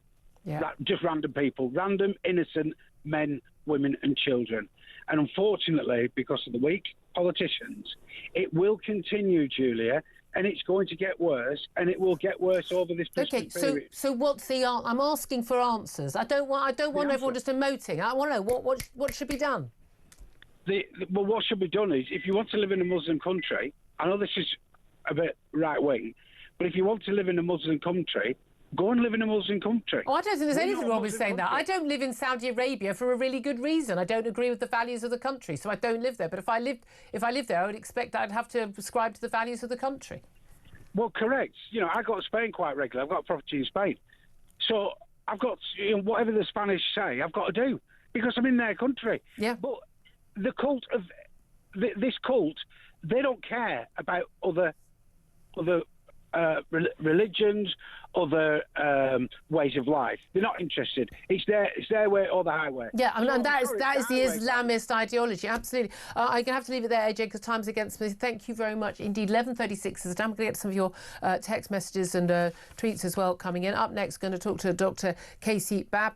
He's from the Institute of National Security Studies in Tel Aviv. We're also going to be talking to former British Army Colonel Hamish de Breton-Gordon about, these extraordinary warnings we got from the Chief of the Armed Forces coming later today about how we all need to, as a nation, step up to take on the Russian threat. We'll talk about all of that coming up. This is Talk.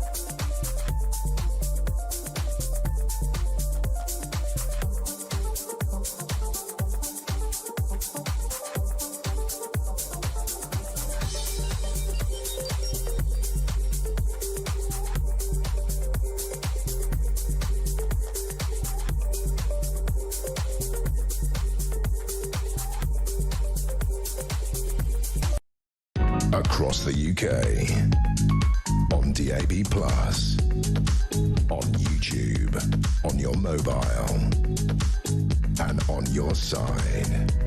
This is Talk. Good morning, welcome back to the show. 11:38 is the time. Look, there are so many other topics we need to get to. There's so many things that are going on, but obviously so much we need to say more about that Bondi Beach terror attack. Let's talk right now with Dr. Casey Babb. He's an international fellow at the Institute for National Security Studies in Tel Aviv in Israel and joins us right now. Casey, good morning to you. Good morning. Obviously, absolutely horrific scenes we saw at Bondi Beach yesterday. I know you had a particular interest in it because a good friend of yours was on the beach with his wife and children and was shot in the head. Yeah, my friend Arsen Ostrovsky, he's a friend to many people. He happens to be one of the world's most well-respected, well-known Israeli advocates. He's an Aussie. He's been in Israel for over a decade now with his family, and went back to his first home to celebrate the holidays and gets caught up in this mess. So, yeah, he was grazed in the head, seriously. You'll see clips of him online. Yeah, but, I saw those yesterday. Yeah, and he did give permission for people to share those, didn't he? Yeah, he did. Yeah. So, no, it's lucky that he made it out alive. But the carnage in Australia, as you've been talking to with other guests, it's just unfathomable. You say it's unfathomable, and there's like a lot of people expressing shock and all that, but none of it's unfathomable, and none of it is shocking to me anymore. And I'm fascinated by people who are still shocked by this. Yeah, I mean, I think for myself, Julia, I'm with you, but I also try to not become totally desensitized to these things. To me, yes, there are many failures on many levels, but I'm still taken aback when these events happen because they're just so inhumane and so bloody, violent, and horrific. So a lot has to change, and but I hear you. These aren't one-off sort of anomalies No. anymore. This is a trend, and they've become really normalized. Well, they have become normalised, and we had the attack on the Manchester synagogue only a couple of months ago here. And again, it is a miracle that we didn't see. We've got death toll so far, 15. Let's hope it doesn't rise, with 5 still critical of the 30 still in hospital in Sydney.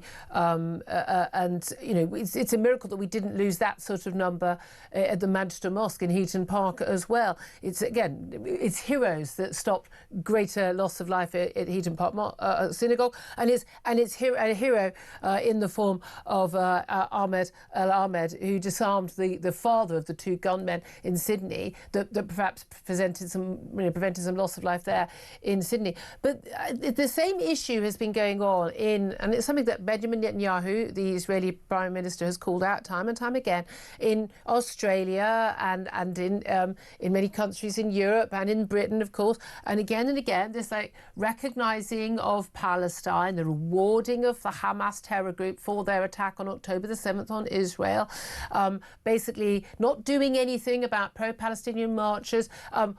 There's still video footage up of people on the streets outside the Sydney Opera House shouting, "Where are the Jews? Gas the Jews," openly in English on the October the 8th. 2023, the day after the massacre of 1,200 Jews in Israel. They're shouting, "Globalise the Intifada." And I was remonstrating with people all day yesterday. What did you think "globalise the Intifada" means? It means slaughter Jews worldwide. Well, that's what people are doing. How much do you hold Western governments responsible for these events? I mean, you have to hold them accountable. There's been at least 48 very serious incidents at synagogues or Jewish events worldwide.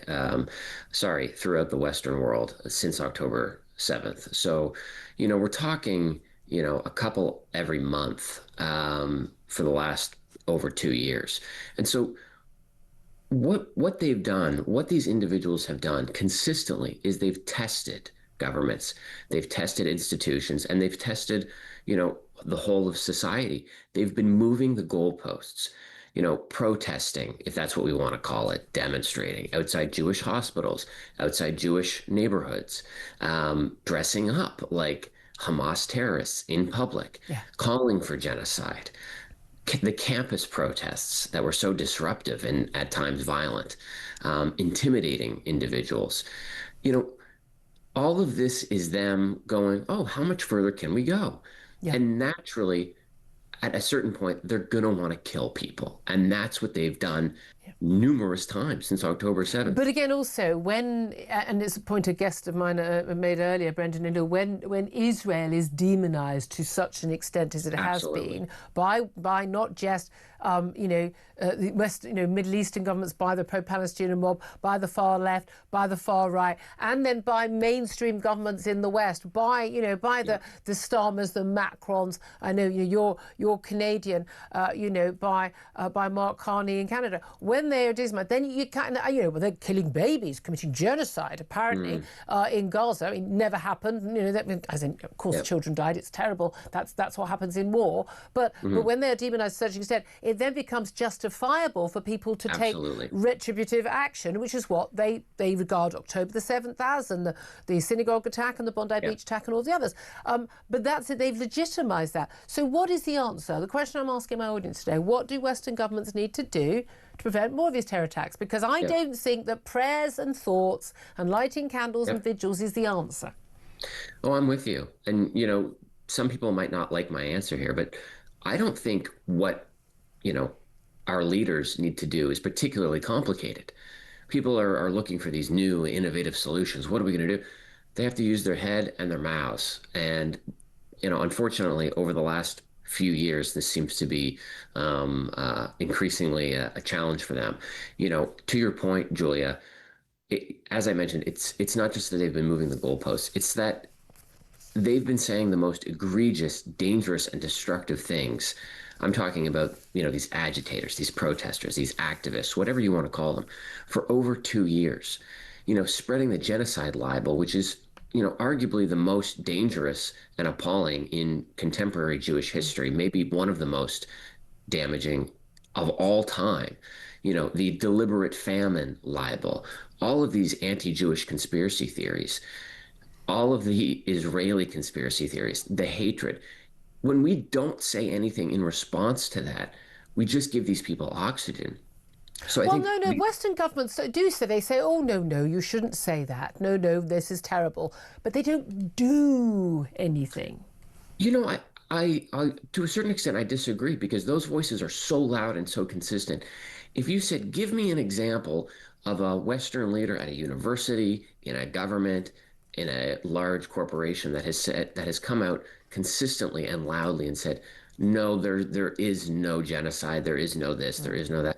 I couldn't really give you No, that is true. There was a government report here, but everyone just kept a bit quiet about it. It was all a bit embarrassing because it didn't tie in with it. But in terms of just words are useful, words are help, they're a start. But what actions should Western governments take? Well, then the other action is use existing laws. People keep coming up with these new ideas for new laws. Most countries have the laws in place. You just have to enforce them. Unfortunately, we've taught, our militaries, we've taught our police services, we've taught individuals as a whole generation that, let's not infringe on people's rights. Let's not, they're calling for the death of Jews. That must just be a sort of a cultural thing. Let's freedom of speech. Making excuses. So again, we have the right to protest, but not to shout for the death of Jews or the death of the West. No, that's, a lot of this is incitement. And a lot of this, most countries have laws against inciting violence. Enforce them. This isn't rocket science.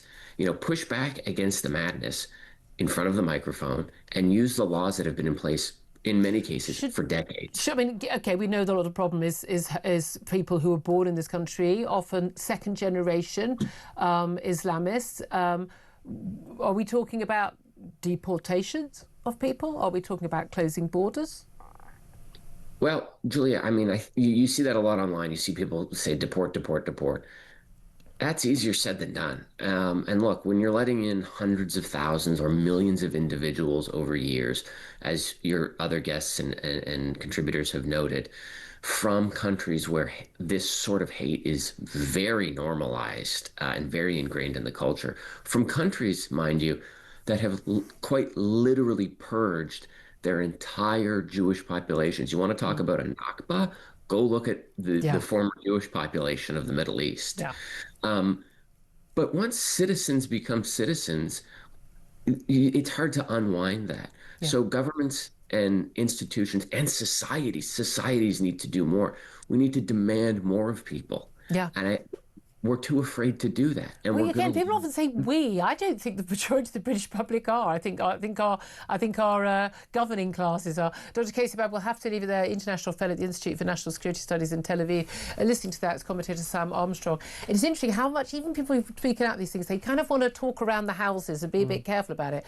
We basically enabled people, empowered them by saying, yeah, you shout for globalised intifada and from the river to the sea, and you wear your keffiyehs on the streets, and we'll pretend it's all about us being liberal. You can do all of that, but actually, we've empowered these people, and we are not challenging it. Yeah, and such an interesting point about the fact that there did used to be a Jewish diaspora across the Middle East. There used to be a Christian diaspora too, and then what happened is an extreme form of Islam began to grow and spread in the 1950s. It took over, and as a result, Jews fled here, Christians fled here. Yeah.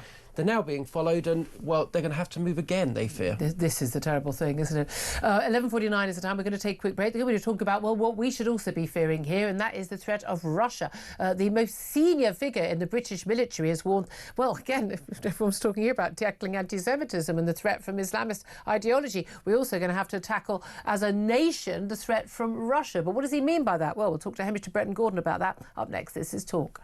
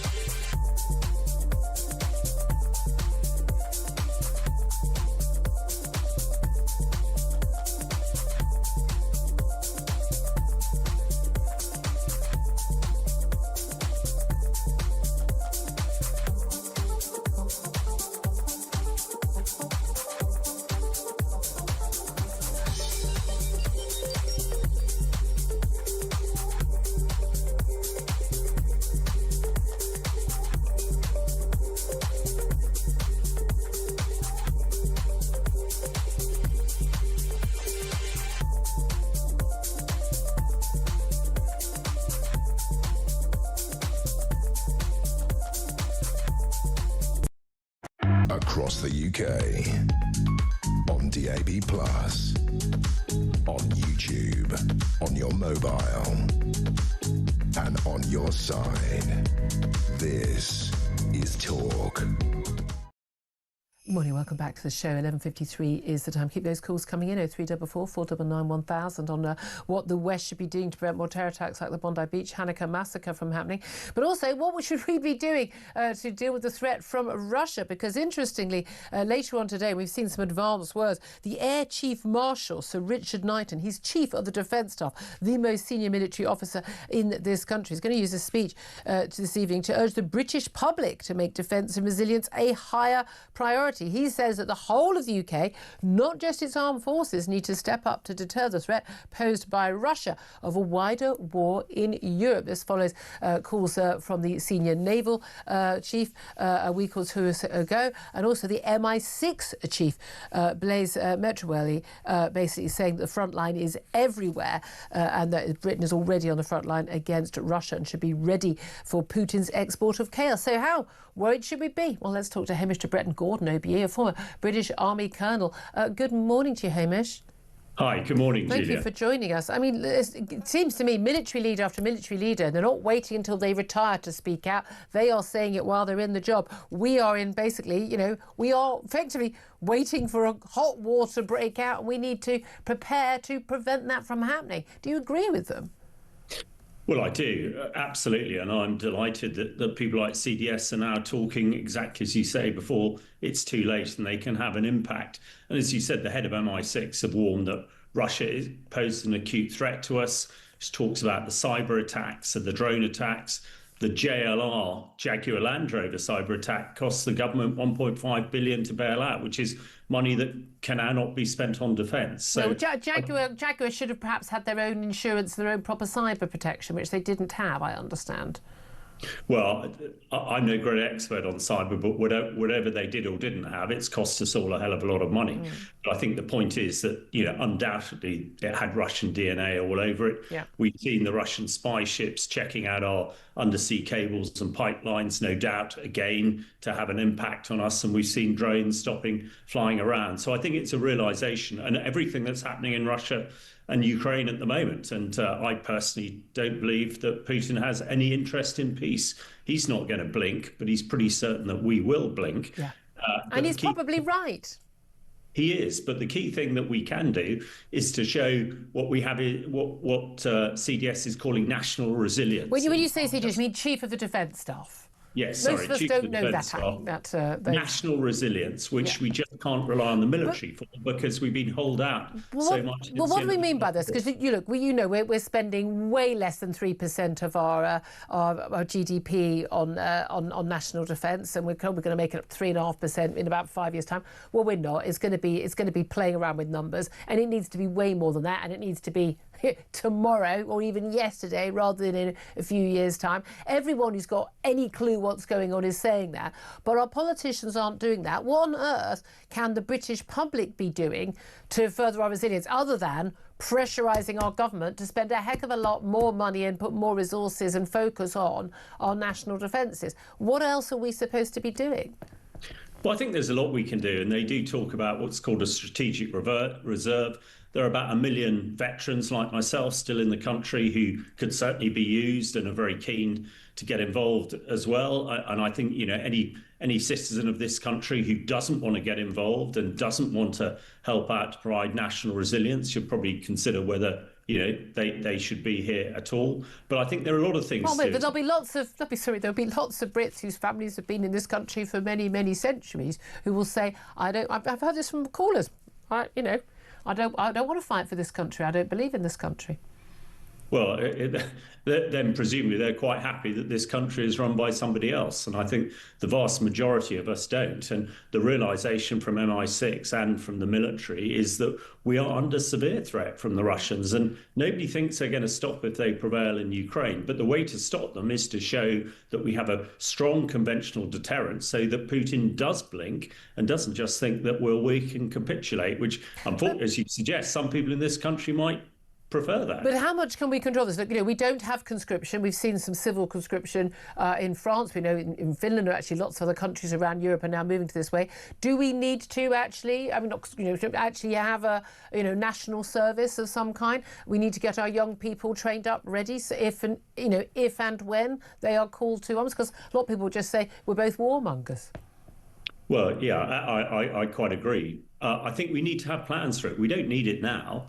The strategic reserve, the veterans, they're all keen to get involved. Absolutely. We have to look at our European, people like the Finns and the Swedes, where everybody is trained and they can put a lot of people on the ground, but they're a lot closer to the threat than we are. I think we just need plans, because if it all does go badly, and the worst case scenario that we do get involved in a conflict in Europe, then I'm afraid we'll all be involved. So we need plans rather than just trying to ignore it, that we have done since the end of the Cold War. And we have been ignoring it. Our politicians have been ignoring it. But one of the reasons they've done that is because it's quite convenient not to have to spend a huge chunk of our national income on defence and spending it on, nurses or free this, free that, a bit more welfare, everybody. That's what people prefer, isn't it?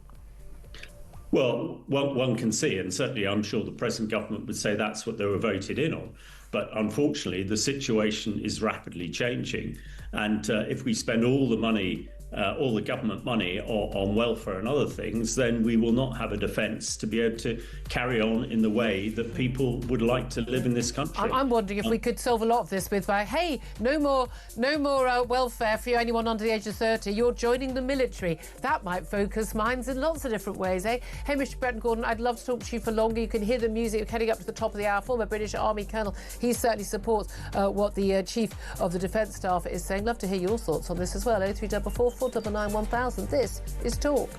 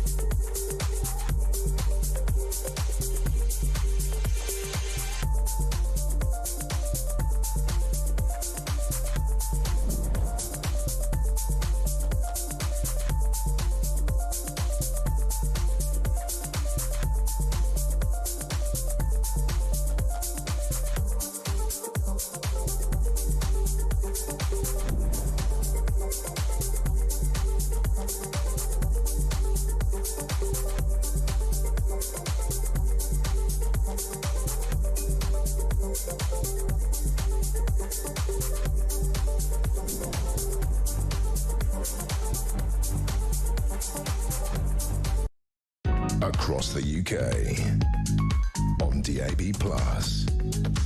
on YouTube, on your mobile, and on your side. This is Talk.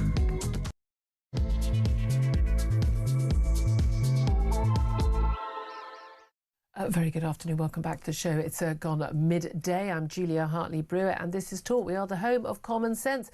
And whether you're listening on DAB Plus radio, or on your smart speaker, watching on YouTube, or your connected device, it is great to have your company. So appreciate you getting in touch. Don't forget, you can go to my YouTube page, the Julia Hartley-Brewer Show, we called it, so you can find it nice and easily. Hit subscribe. You never have to miss a thing. Coming up in this hour, of course, we're going to be talking more about that horrific Bondi Beach terror attack. 15 people now confirmed dead, including a 10-year-old girl and a Holocaust survivor who'd moved to Australia. 30 victims still in hospital, 5 in critical condition, so we're just hoping that that death toll doesn't rise.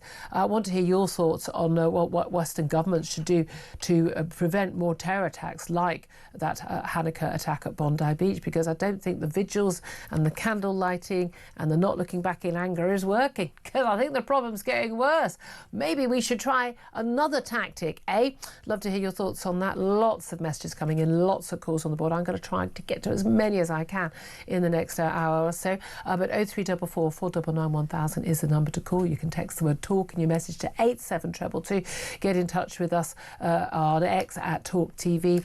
Calls are charged at the national rate. Text cost 1 standard network rate message.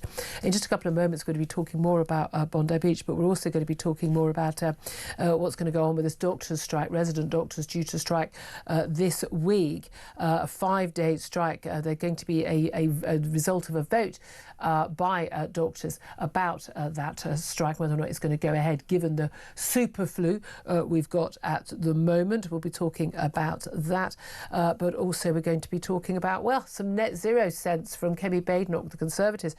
She's pledging to scrap electric car subsidies and the ban on sales of new petrol cars if the Tories win the next election, because the current net zero targets are economic self-harm. Well, yeah, except we knew that when they were brought in. Some of us were saying it out loud. But we'll talk about all of that coming up. First up, let me introduce you once again to commentator Sam Armstrong. Afternoon to you. Good afternoon. You're very smiley and cheerful, given that we're talking about a horrible story about what's been going on in Bondi Beach. But I want to get your thoughts on what our last guest had to say just before the top of the hour. And if you've missed it, go back and look at it on YouTube. Mr. Breton Gordon, who he's also a chemical weapons expert. He was out in Iraq. He was out in Syria. It means that the man knows his stuff. But he's a former British Army colonel, talking about this speech we're expecting tonight from the Air Chief Marshal, Sir Richard Knighton. He's the Chief of the Defence Staff, and he follows on from the Chief Naval Officer a couple of weeks ago, and MI6 Chief, now the new C at MI6. All of whom are talking about the threat from Russia. And it's what's really interesting about this Air Chief Marshal is saying is that the whole of the UK, not just its armed forces, need to step up to deter the threat posed by Russia. And we need to make defence and resilience a higher priority. Now, that's not just about, I don't know whether, should we have national service, some sort of conscription? Is that about cyber security? Is it about our ability to deal with it? But it's also about we need to spend more money. We are seeing a concerted attempt by not the usual suspects of former military heads, talking heads saying this, but current ones saying we are not spending enough, we are not taking the threat seriously, we need to step up, spend more and get our act together. But what does that actually involve? Well, it's the inevitable reality of the American changing in posture, which is Donald Trump saying, I am not prepared to pick up the bill for Europe's security any longer. And fair enough. Fair enough, given that Europe, the UK, frankly, better than most, has not been pulling its weight to defend itself, has not been spending properly or frankly, much more than 2% of its GDP on defence, as well as it should be. But there is another interesting element in both of these speeches today. It seems like it's new boys in British security speeching, the new chief of MI6 and the new chief of the defence staff, which is the country they're not mentioning, which is China. It seems to me that there has been a very deliberate attempt or ruling from Downing Street, perhaps, that they are allowed to talk about the threat from Russia, but China, a country which the United States at least believes poses a much bigger threat, well, you're not allowed to talk about that. And the question is, Why? Yeah. Why doesn't Keir Starmer want it? Is it because, as many people say, that he's slightly compromised and he's so desperate for Chinese investment that he's basically gagging our security chiefs and calling out the threat? They keep delaying the decision because they know they're going to be in a lot of trouble for it. But this giving the go-ahead to this Chinese embassy just across the river here, which everyone says is going to be a security risk. There is obviously we do actually have a war right now in Europe. That's a more immediate threat, and there is an element where with China, well, at least the Americans are going to step in. They are going to probably do something, we hope, to tackle China and the threat to Taiwan. But again, if you think that's not a threat to us, wake up and smell the roses, because lockdown and the Ukraine war are going to look like paradise compared to the effect on our economies and our world from war in Taiwan. But it does seem to be that we've been talking all day about what the Western governments need to do to prevent more terror attacks like the Bondi Beach Hanukkah massacre from happening. It's exactly the same thing. This heads in the sand. Yeah. This let's just pretend it's not happening. And the same as we have the Cold War and the growth of Putin's militaristic ambitions and what's happened. It heads in the sand even when Putin put 120,000 troops and tanks on the Ukrainian border. Heads in the sand when Donald Trump way back in 2018 warned, or 2016, sorry, I'm going to walk away from NATO if you guys aren't going to fund what's going on. And it's a plague on all the houses of everybody, France and Germany and Italy and most of the Western European countries, and certainly in Britain. We've not been spending enough. We do not take that threat seriously. We want to walk on the world stage, be taken seriously. If you ain't got the weapons, if you haven't got the guns, you haven't got the bullets, and you haven't got the drones, and you haven't got the missiles, you haven't got the warships, you haven't got the men on the ground, frankly, your words count for sod all. Yeah. Get real. The world is not quite as good a place as the progressive left have tried to pretend it is. There are real enemies out there in the world. And by the way, they have been telling you for a long time what they intended to do. They say the quiet bit out loud. Putin says he's going to invade. Premier Xi says he's going to invade Taiwan. Take them seriously. And when vast chunks, and I'm afraid at 35% at least holding one or more extreme views in the Muslim community, when a big chunk of the Muslim community in this country holds extreme views, tells you they hold extreme views, take that seriously and deal with something before and not after a 10-year-old girl, amongst others, is shot in the head. Absolutely. Well, that leads us to our next guest, Dr. Alan Mendoza, Executive Director of the Henry Jackson Society, who's been, speaking out against the terror threat in our midst for a very, very long time. Dr. Alan Mendoza, thank you so much for joining us. Hello, Julia. Again, wish we were talking under happier circumstances, but that thing that never happens has just happened again, this time in Australia. Last time, in terms of for dealing with what the Jewish population had to deal with, it was at the Heaton Park Synagogue in Manchester. Another attempt on people's lives at a Christmas market in Germany, in Bavaria, was foiled over the weekend as well. These attacks keep on happening. We know what the motivation is. They're not senseless, mindless attacks by cowards. They are absolutely thought through, clearly targeted attacks on Jews, particularly, but also on anyone in the West, on Western values and integration and equality and all of that, by Islamist fascists. But they aren't senseless, are they? The question I'm putting to my audience: what do Western governments need to do to prevent these attacks from keeping on happening? What's the answer to that? Well, sadly, there's so much they need to do, and there's so much they fail to do for so long. And, I've been speaking about this for 20 years, I'm sorry to say. And throughout that time, the action government has actually taken, despite there being comprehensive sets of policies put down, whether they're by organisations like the Henry Jackson Society, or whether they are official government reviews like the Casey Review, or when Dame Sarah Khan opined on the subject, or when William Shawcross opined on the subject, official reviews, nothing seems to get done. So the very first step is government should actually enact the policies that have been put before them, particularly by official inquiries. They have, passed the data. They have looked at the information at hand. They have suggested how you can deal with this radicalisation and extremism, and successive governments have totally failed to take it seriously. Why? Because either they are They think it's a problem that is less of importance to other problems, or they just think it's dangerous to get involved in this game, and you can pick whichever option you want from that. But it's not a game. People die as a result of failing to take this seriously, and more people will die because our government here and other governments around the world still does not take this seriously and will not take the steps required to clamp down on this extremism. It's too uncomfortable for them to face up to. And yet, again, I can remember whether it's, David Cameron when he was Prime Minister having reports into this. I remember, way back when, the later years of Tony Blair and Gordon Brown, people were recognising what was going on. Remember, we had the 2005, terror attacks.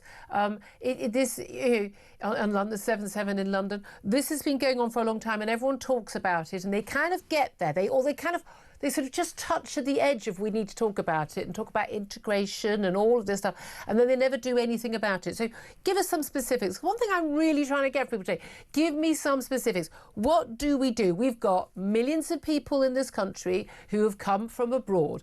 Some have come here to, frankly, to do our country ill.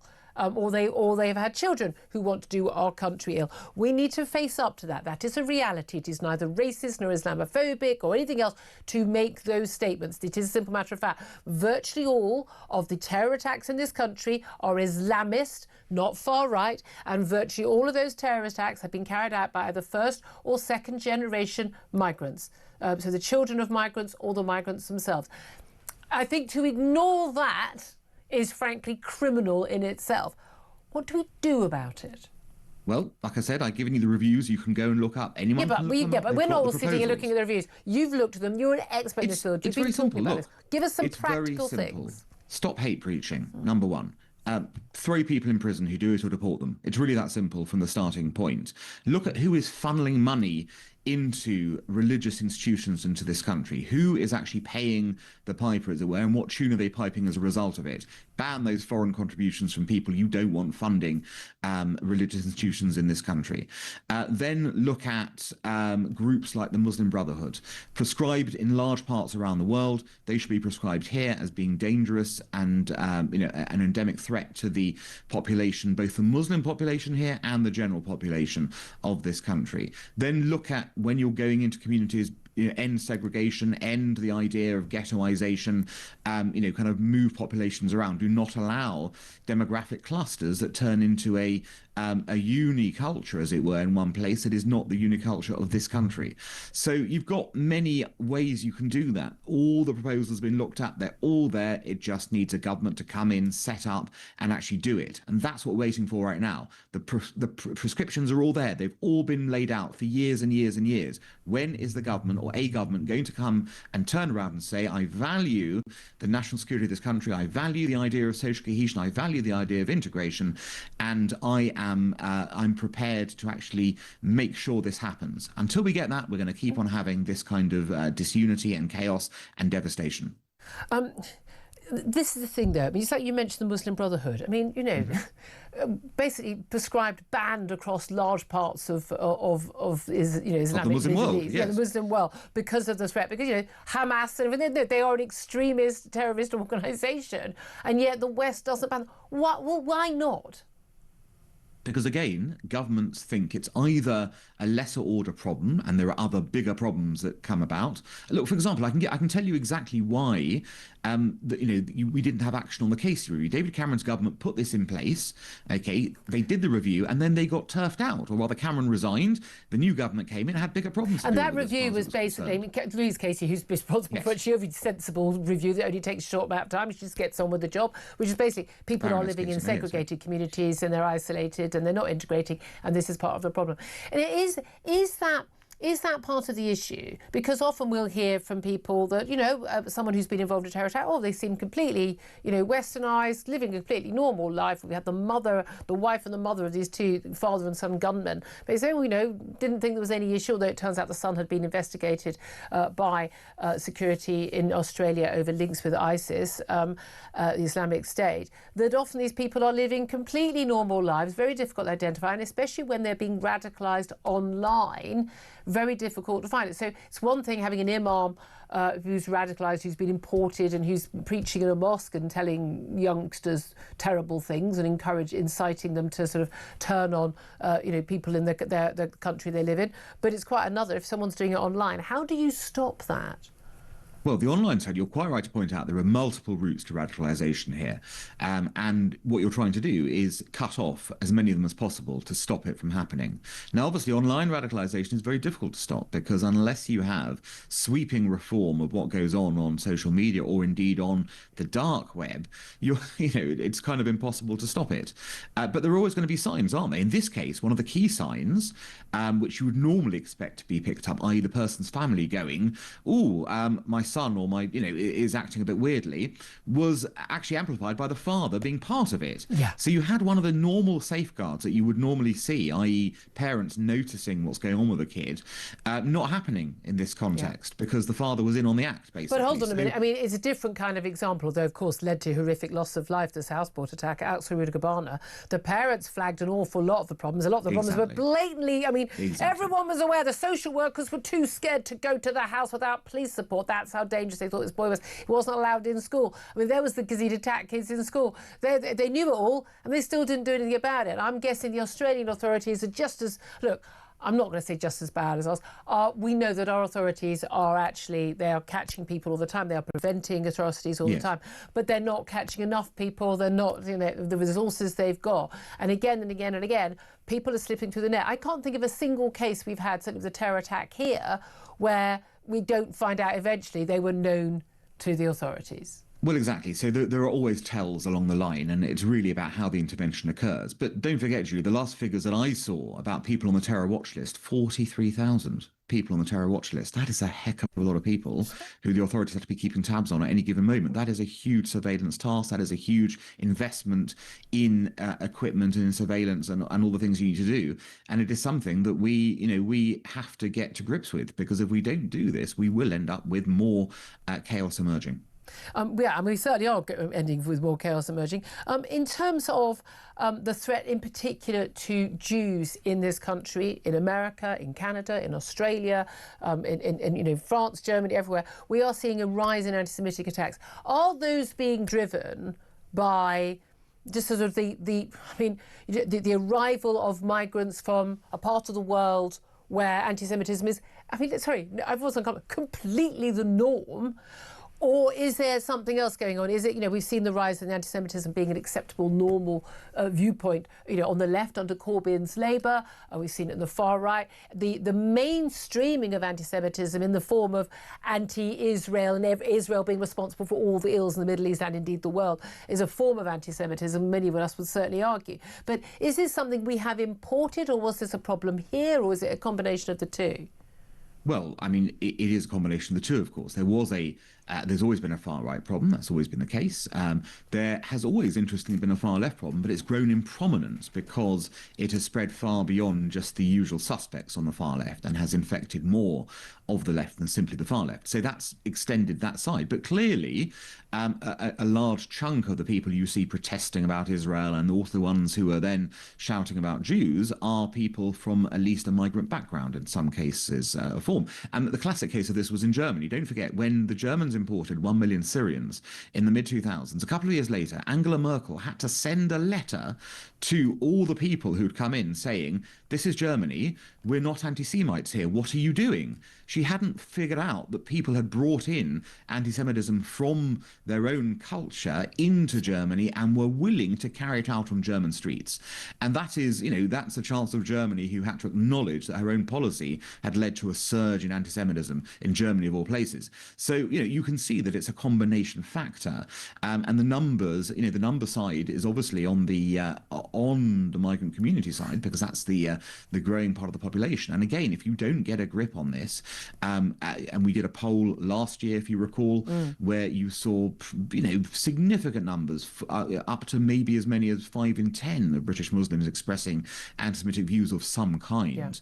Yeah. That tells you there's a bigger problem than simply one about Islamism. There's a cultural issue behind this all, and that has to be dealt with. And, well, how did you say managed. dealt with? Again, how are we going to educate and change people? Apart from the fact that we've got, most of the mainstream media. I mean, I think the BBC and others have been pushing, frankly, I think anti-Semitism. They can emote on days like this, but frankly, their coverage of what's been going on in Gaza has been, I think, part of the problem.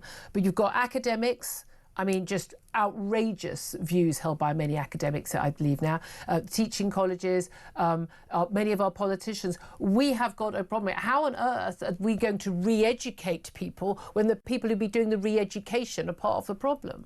The only entity that has the power to do this wholesale within British society is the state. That's, because the state's writ can reach all those people if it wants to. And if you look at what Donald Trump's been doing in the US on anti-Semitism, look, he's not popular universally, but on anti-Semitism, he's taken some amazing steps on university campuses, for example, to force universities to confront their anti-Semitism problems.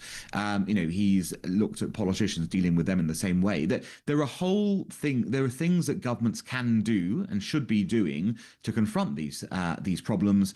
They can do them. They've got the power. Certainly, the British government's got the power if it wants to tackle this root and branch, all the way up from a community level to institutions, but it requires significant leadership to do that, and that is what is currently lacking. Indeed, Dr. Alan Mendoza, thank you for joining, Executive Director of the Henry Jackson Society. Very much appreciate that.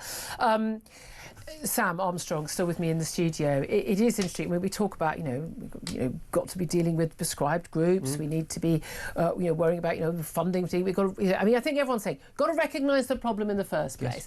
Yes. Maybe stop importing more of the problem might be a solution. But we nevertheless, we have a whole load of people. And whether you're talking about, ISIS brides, Shamima Begum, born and bred in Bethnal Green in East London, just over there, outside the window, but believing that, ISIS was the future and not British culture. We have a huge number of people in this country, and again, it's not the majority of Muslims, but it's a very, very, very, very sizable minority of the 4 million plus people who are here. Either people who've come as migrants in the past, or new migrants in particular, but also from certain countries, but also people who their children and their grandchildren who are being radicalised, or have arrived radicalised, who hold views that simply are not compatible with Western liberal values. Well, what are we going to do about that? How are we going to re-educate? How are we going to change their minds if the people who we use to do that, frankly, are all signed up to a lot of that madness? Yeah, and frankly, you cannot begin to deal with the massive problem that exists in Britain's inner cities when you keep adding to the problem every year at a scale far larger than you would ever be able to de-radicalise. When you speak to professionals in this space, they will tell you it's actually a really, really difficult problem to go about changing people's mind, particularly changing people's mind at a very large number of people level. And then what you do is you pile people on top of that, and then you look at who is preaching in Britain's mosques. And I go back to this case because we learned about it a couple of weeks ago, and I just think it's mad. The literal commander of Al-Shabaab /IS in Somalia was preaching not so long ago at mosques in Birmingham and London, having arrived in this country as a refugee from where? From Sweden. Yeah. He'd come to this country because he was upset he was being persecuted for attempting to female genital mutilate his own daughter. So he comes to this country, and what do? We say, oh great, we've got a job for you at a mosque preaching to British young Muslims. And then we turn around and we wonder, why do we have this kind of problem in this country? We need to get rid of this cruel compassion, so-called compassion that we have, that is destroying our country before our very eyes. Yeah, I couldn't agree with you more. Sam Armstrong, thank you very much, dear. Going to get you up to date on what's been going on in Liverpool Crown Court in just a couple of moments' time. Also with Paul Doyle, he's the man who drove into the Liverpool FC fans way back earlier in the year. And we're going to just bring you some update from the court there. This is Talk.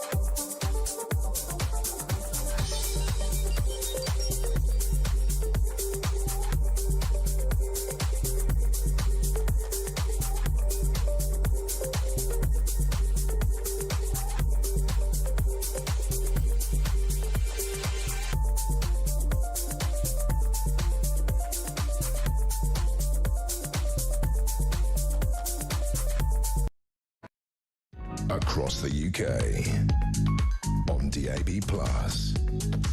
on YouTube, on your mobile, and on your side. This is Talk.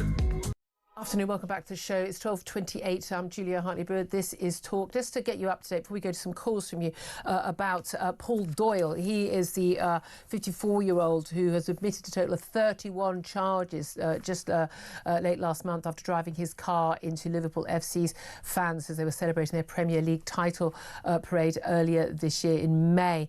And we've got the first of 2 days of sentencing hearings for him at Liverpool Crown Court today. We've actually been hearing from the prosecutor describing Doyle using his vehicle as a weapon and saying that basically he had driven dangerously, frightening people, and he had been angry and that basically he said he used his vehicle as a weapon during that time. The court was shown what they called shocking dashcam footage of the attack with the actual view of the Doyle's car driving into the crowds, with Doyle swearing at the crowds, and the prosecutor calling this truly shocking footage. And as pedestrians are being driven into, we could hear him shouting, "Move out the effing way," tooting his horn, some forced onto the bonnet of his car. Some other language that is absolutely we can't repeat on this show. But no question at all, as the prosecutor said, the truth is a simple one. Doyle lost his temper. Also pointing out that many people thought that what was taking place was, and I think we all thought at the time, was a terrorist attack. And they ruled out there was any ideology behind that. He was sober. He's not under the influence of drugs or any alcohol. And the prosecutor said the truth is a simple one. Paul Doyle just lost his temper in his desire to get where he wanted to get to. In a rage, he drove into the crowd. So, I mean, very, very, very damning summing up there from the prosecutor. We'll be hearing from defence, obviously, over the next couple of days as well. Let's go straight to your calls now, though. 0344 499 1000 is the number to call about that horrific attack in Bondi Beach. I want a really specific answer. What do Western governments need to do to prevent more terror attacks like that? Let's go to Ray, who's in Essex. Hello, Ray. Good afternoon, Julie. Afternoon. What do you want to say, my love? Well, as far as the government is concerned, they have to stop the extremism of the Palestinian marches throughout the world. It's perfectly legitimate for anybody to march against what Israel is doing. It is not legitimate to support Hamas. That's say kill Jews by the relatives. Ray, I'm just going to stop you. Your line keeps cutting in and out. I'm assuming you're on a mobile. Can you walk somewhere else or hold your phone differently? Yeah, I'm near the window. Is that better? That's better. And so this is the one thing they could do, which they choose not to. In fact, if any Jews go near the marches, they're told to go away because they look too Jewish. Yep. So what you're talking about warning going out. It's simple. If you have these flags, you shout these slogans, globalise the Intifada from the river to the sea. Would you say they need to be banned? And if you chant those, police need to move in? They need to be arrested and charged. OK, and the police keep saying, look, we need to keep the peace. As they say, they do arrest some people later on. Do you think they're doing enough? Obviously not. Well, they haven't arrested that band leader who was saying death to the IDF, when you consider that 90% of all Israelis are automatically called into the IDF. Yeah. So that means kill all the Jews. Yeah, it does. It does. That was Bob Villan. Yeah, I mean, again, extraordinary that we haven't had. And we had another ban, massive attack. Was it massive attack? I think over the weekend, having or what was it? I mean, it wasn't massive attack. I don't want to be. I can't remember. I thought it was, but having a swastika and an Israeli flag sort of intertwined as their set. Yes, Julia, may I make another point? I'm an 84-year-old British Jew, born in Nottingham in 1941. I've lived my life in this country and I'll die in this country.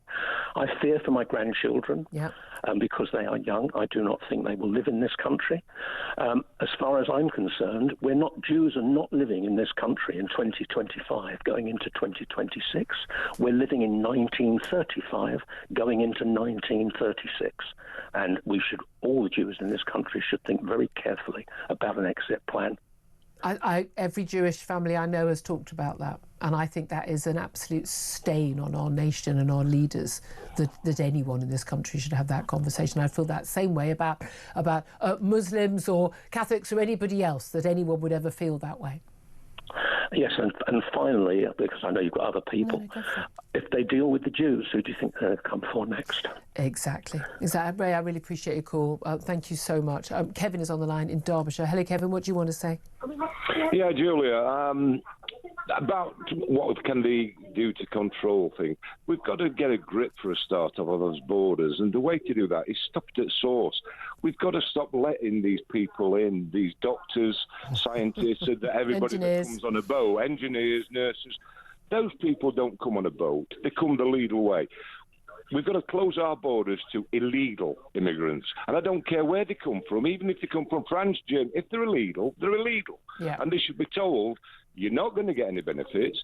You're not going to get £4,000. You're not going to be free on our streets. My thing, I forget the money. I don't want them free on our streets. No, exactly. You may as well just open all the prisons up and let them have a wander around. Well, they do that too. Well, they do that as well. Of course they do.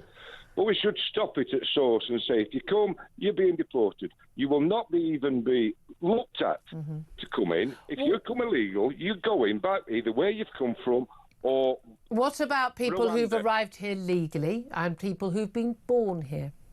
If they've arrived here legally, then yes. But I think before we start tackling things here, we need to stop it at the source. You're saying that's the first thing to do. But what are we going to do about homegrown? Actually, an awful lot of our terrorists in this country, Islamist terrorists, have actually been second-generation people born here, often to immigrant families, but born here. Well, yes, I agree. And I do think... What do you do about that? I think parents and I think mosques leaders, they're not... What are they preaching? Are they telling... like you say, has anybody come on this morning to condemn Bondi? No, I doubt it. And not all Muslims. I've got people that I know that are Muslims. That are good people, hard-working people for this country. But are they actually preaching our values? And I doubt it. I don't think they are. That's the concern. And where they're not, it needs to be stopped. I mean, again, this is the thing. Tolerance of intolerance breeds intolerance, not tolerance. Kevin, thank you for that. 12:36 is the time. I'm going to take a quick break. Going to talk about, small matter of a winter health crisis in the NHS, because we have one of those every year. It usually follows the autumn crisis and the summer crisis, which follows the spring crisis, which follows the winter crisis from the year before. This time round, we've got super flu as well. Oh, yes, and the doctor's strike that's on Wednesday. Or is it? We're going to find out later today whether or not a vote taken online on behalf of the BMA is actually going to decide to call off that resident doctor strike 5 days running into Christmas. Talk about that up next. This is Talk.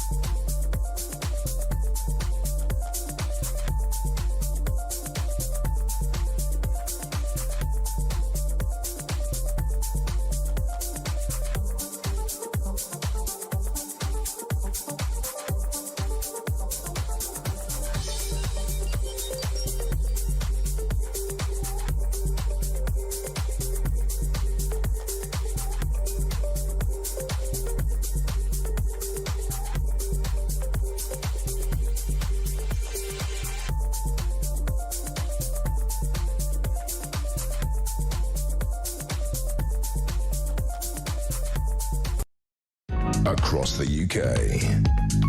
On DAB+. On YouTube. On your mobile. And on your side. This is Talk. Very good afternoon. Welcome back to the show. It's coming up to 12:39. Let's talk about, well, the small matter of the NHS in crisis, as it often is, with Stephen Dorrell. He's a former health secretary. He's a former chair of the NHS Confederation as well, and joins us now. Good afternoon to you, Stephen. Good afternoon, Julia. Thank you very much indeed for joining us. So look, we've got not only the usual pressures on the NHS heading into winter, we've also got the prospect that on Wednesday there's supposed to be a 5-day strike by resident doctors. Got a vote later on this afternoon. It's going to be, well, they've already had the vote. We're going to release the results of the BMA, whether or not they want to go ahead with it, given the pressures we've now got from this latest flu round, a super flu it's been called, which has hit Britain earlier in the season than it normally does. How worried should we be about what is going on right now? Well, I think clearly anyone who's close to what's going on in the health service needs to be worried about the pressures that arise, as you say, every winter, and this year have arisen a bit earlier than usual because of the so-called super flu. Those are pressures that the health service deals with, and it clearly isn't made any easier if at the time of that epidemic, if that's what it technically is, it coincides with renewed dispute with doctors. But I also think that it's those who comment on the health service should try to avoid inflammatory language. And I've seen ministers, for example, talking about collapse of the health service, which I think is grossly overblown, frankly. What we need to do is win the argument with the resident doctors that they had a good deal last year, that, of course, their pay, like other people's pay, needs to progress, but you can't, the health service can't deliver a change in the pay of one group overnight without impacting on all the others. No, and indeed. I think that's an argument that the doctors well understand. Well, this is it, the hyperbolic language. And of course, the media are loving it as well. The mainstream media is like, oh, you know, I mean, those health correspondents, they lap it up. Oh, good, I'm back on the telly again, being all very important, saving the world with the collapse of the NHS. And, oh, shouldn't we all be wearing masks again? And all of this, I mean, utter nonsense and claptrap. But the reality is, look, flu is a threat. Flu, different from COVID, actually, is a threat to younger people as well. It's a particular issue for children. And it's not to be taken lightly. I mean, I hate it when people say, I was off work last week. Go, oh, you got flu. No, I've had flu once, and I knew when I had flu. But, you know, I've had whatever the nasty bug is doing around, but it's not flu. But flu is a killer. I mean, I think it was 2018. We had something like 25,000 people died from flu, and again, of all ages that winter. It is a killer, and it does need to be taken seriously. But is the trouble going to be exacerbated by a doctor's strike? Because obviously the flu tends to hit a bit later. We know it's a particularly bad strain because we know that Australia tends to get that strain before us, and they had it hit them hard and it hit them early as well. The flu vaccine, they have to kind of take a little bit of a punt on which strain do we think is going to be the issue. It looks like they may have got the wrong strain for their flu vaccine this year, as sometimes happens. But you know, is it something we should be sort of, you know, in any way believing is to be out of the ordinary? Well, I think it's a particularly intense version of the pressure that comes every year with at this time of year. But I wholeheartedly agree, actually. I don't always agree with you, Julia, but I do agree absolutely with what you just said. You've got to be right sometimes. Well, indeed. And the facts quite often are grey. They don't lend themselves to the kind of headlines that sell newspapers and even radio stations. And in the health service, every year, there's a pressure comes from flu and winter illnesses. This year the pressure is greater than is sometimes the case. All of that is true, but that is not the same thing as the health service being on the verge of collapse. It means the health service is under strain. I do understand that the expertise of, doctors and nurses and everyone else is rather different from, say, people working in a supermarket or in hospitality. But why is it that so many industries are able to up their staffing and up the workload of people ahead of, say, the Christmas rush in hospitality or in retail, and yet the NHS seems to find it uniquely impossible to understand that, yes, when it's cold and when there are nastier bugs and people are indoors more people are going to get ill, and you're going to need more beds, more staff, and more people on duty. Why is the NHS uniquely unable to cope with this? Because it does appear that this isn't a thing in other countries. They don't have a routine crisis every time the temperature goes below a certain level. Well, there's a whole series of issues there, isn't there, around rostering, around ensuring that, I agree with you, that the health service ought to be able to ensure that as demand rises, then there's more. But shouldn't any hospital boss, resources available? Any hospital boss, any chief executive who cannot do that, surely isn't fit to do the job? Well, and the majority of them is what I was going to go on to say. The majority of them do that, maybe imperfectly, maybe not as flexibly as we would like. Some hospitals do it better than others because the health service is a huge organisation. Some trusts are better than others. What we should be doing is focusing on which hospitals produce which outcomes. If you present at a hospital in one place, are you more likely or less likely to be seen quicker, to have the right treatment, or indeed better still, does the health system outside the hospital avoid you needing to go into hospital in the first place? Because so often social care, GP services, community services, when they're run properly, can actually relieve the load on hospitals. It isn't all But again, none of this is beyond the wit of man. This is the thing that if one hospital area can do it, or one hospital can do it, then so can everybody else. And if those people can't do it, these people are paid whopping great six-figure salaries. If they're not up to the job, they shouldn't be in the job. This ties in also with extraordinary stories in papers yesterday that that most NHS surgeons are operating just equivalent of 1 day a week because they turn up. Either the patients don't have, they haven't got the paperwork, they haven't got the operating theatre, they haven't got enough staff for the operating theatre. We're just looking at sort of abject chaos and incompetence at the heart of the NHS across the board. No wonder there's a waiting list problem. And people I've had like 3 relatives who've had to go private in the last year or two to get basic treatments, having paid in all their lives, substantial sums of tax, gone on their waiting list and gone, sold this, and they're in a very privileged position to be able to pay, but they shouldn't have to pay because they've already paid for the NHS, and yet the NHS can't organise itself. This is a problem. Come on. Well, no, you're putting me in the position of suggesting that I disagree with you, which I emphasise I do not. There are good managers, there are good hospitals, there are hospitals that respond more effectively than others. And you're absolutely right that we should be able to compare the performance of one hospital in one area with other hospitals serving similar populations in other areas, and the people who deliver the less good outcomes should be held to account for those outcomes. That is how public accountability in a public health system should work.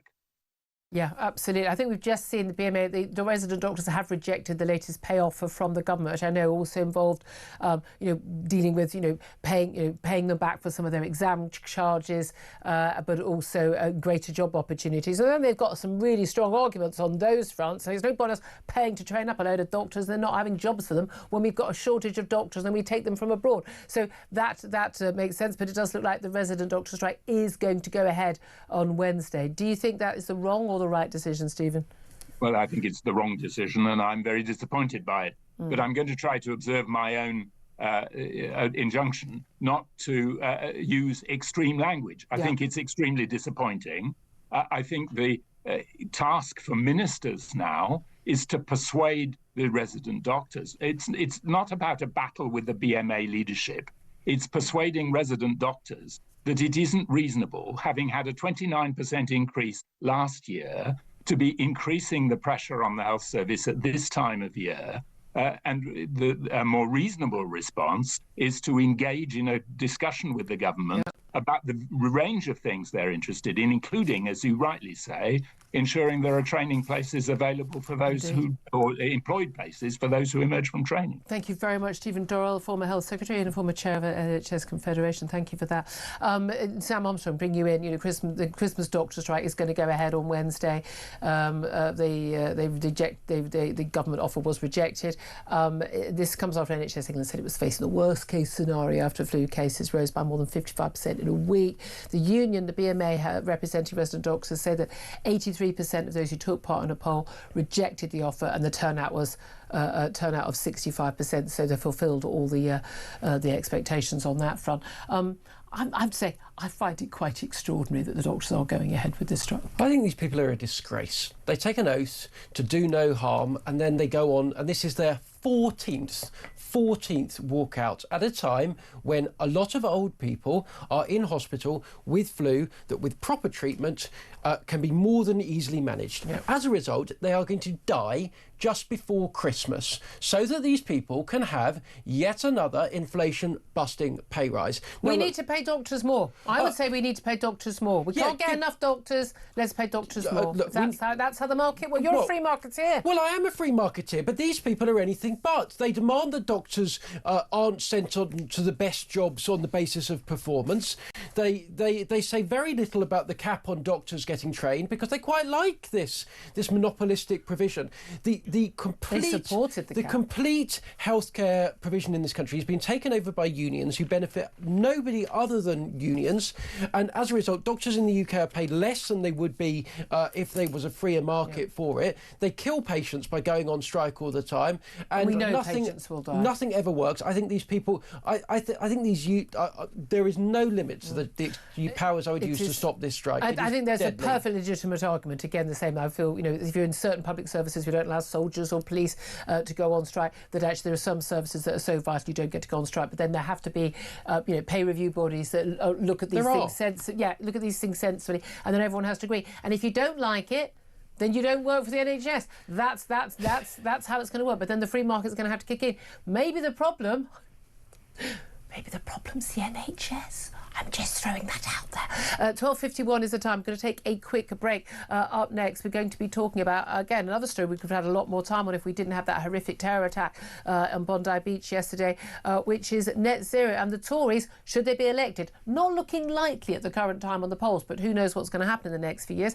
But the Tories pledging to basically scrap a load of net zero car subsidies for electric cars. Oh, yes, and scrapping that idea for a ban on the sale of petrol cars. This is Talk.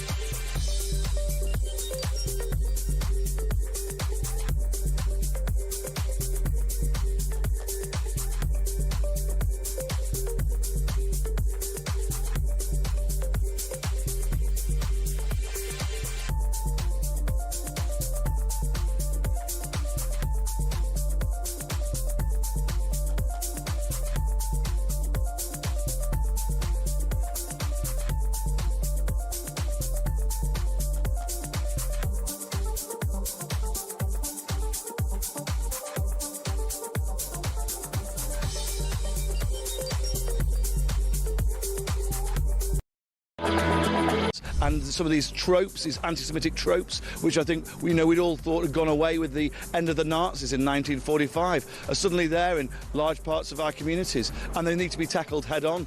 And we need to have actually people standing up to them right across the board and saying that this is wrong and what's being put forwards, and this sort of bastardized ideology is wrong, and this hatred is wrong. And I think it's really important that we recognise that across the board.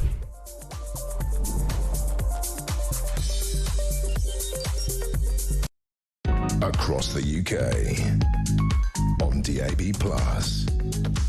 on YouTube, on your mobile, and on your side. This is Talk.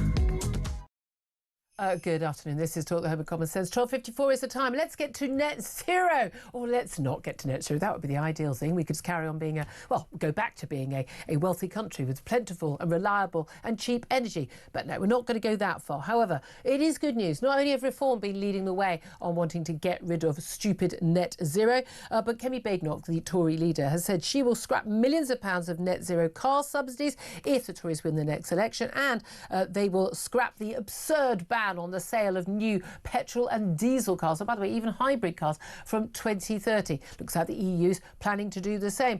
A voice of sanity, finally. Andrew Montford joins us. He's director of Net Zero Watch. Good afternoon to you. Good afternoon, Julia. Thank you for joining us. Look, you and I have been saying this for a very long time. None of these policies survives any contact with reality whatsoever. And what a surprise, they don't. I mean, we're now going to have two major political parties going into next election, saying, we're going to scrap this nonsense. How crucial, how significant is this? This is extremely important for the motor manufacturing industry. If this policy doesn't get cancelled, then I think it is curtains for motor manufacturing in the UK. We have no technological advantage in EVs. The technological advantage there is all with the Americans and the Chinese. Yeah. Whereas Europe is very good at petrol and diesel cars. So we're essentially throwing away something we're good at and that people want in favour of something that we're not good at. Yeah. And it is interesting. People don't want. The subsidies there have been for electric vehicles have been extraordinary. I'm sorry, 3, 4, 5 grand. They're still very expensive, but and then the whole your residence parking and your very big issue where I live, and your any of your visitor permits or any visitor permits, that's all going to be much cheaper, lower tax. Tick. What's not to like? And again, the public have gone, don't think I really want one, thanks. I'd rather buy a petrol or a diesel car. We know that the second-hand market in EVs is minuscule. And the government has actually had to resort to the extraordinary situation of fining car manufacturers for every petrol or diesel car they sell over and above a certain loud percentage. And I think it's when we got rid of the horse and carriage and replaced it with petrol vehicles, they didn't have to fine the people selling those cars to force them to do it. People just moved because it was better technology. If this was better technology and it was cheap and reliable, people would use it, wouldn't it? People would be buying those cars, flocking to them. Yeah, absolutely. And of course, it may be that in 20 years' time the battery cars are better. Absolutely. But, at the moment, they're not, because people genuinely don't want to buy them. And most of the EVs sold in this country are actually bought by fleets. Yeah. They're not bought by individual people on the streets. It's companies taking advantage of tax breaks and things. Yes, and also rich people with a second car that's not necessarily a little runaround, not necessarily needed by the millions of people in this country who two-car households because they can't get anywhere without a car because there's no decent public transport where they live. But I know loads of people.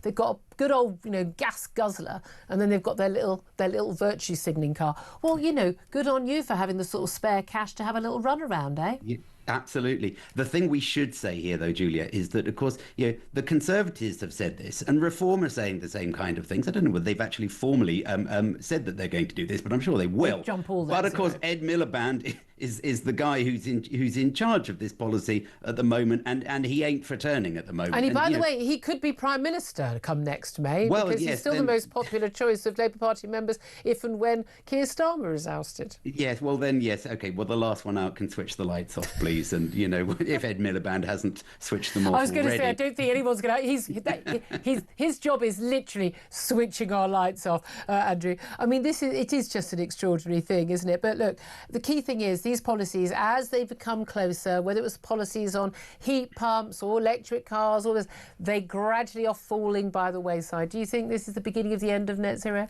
Yeah, it's clearly the beginning of the end. You can see this. The commentariat is starting to turn against it. People who've been saying that renewables are wonderful for decades are suddenly turning around and saying this is all has been a huge mistake. And of course, they just changed direction without actually apologising or anything. No, exactly. And people like us who've been making these points, and you with rather more expertise than me, are just, we were bad people, but now we're just among the others. No, we were ahead of the curve on this one, because I know this is old-fashioned. We looked at the facts. Andrew Montford, Director of Net Zero Watch, thank you very much. He's been an absolute star on this issue. Sam Armstrong, you'd welcome this, I'm sure, that your party, you support the Conservatives.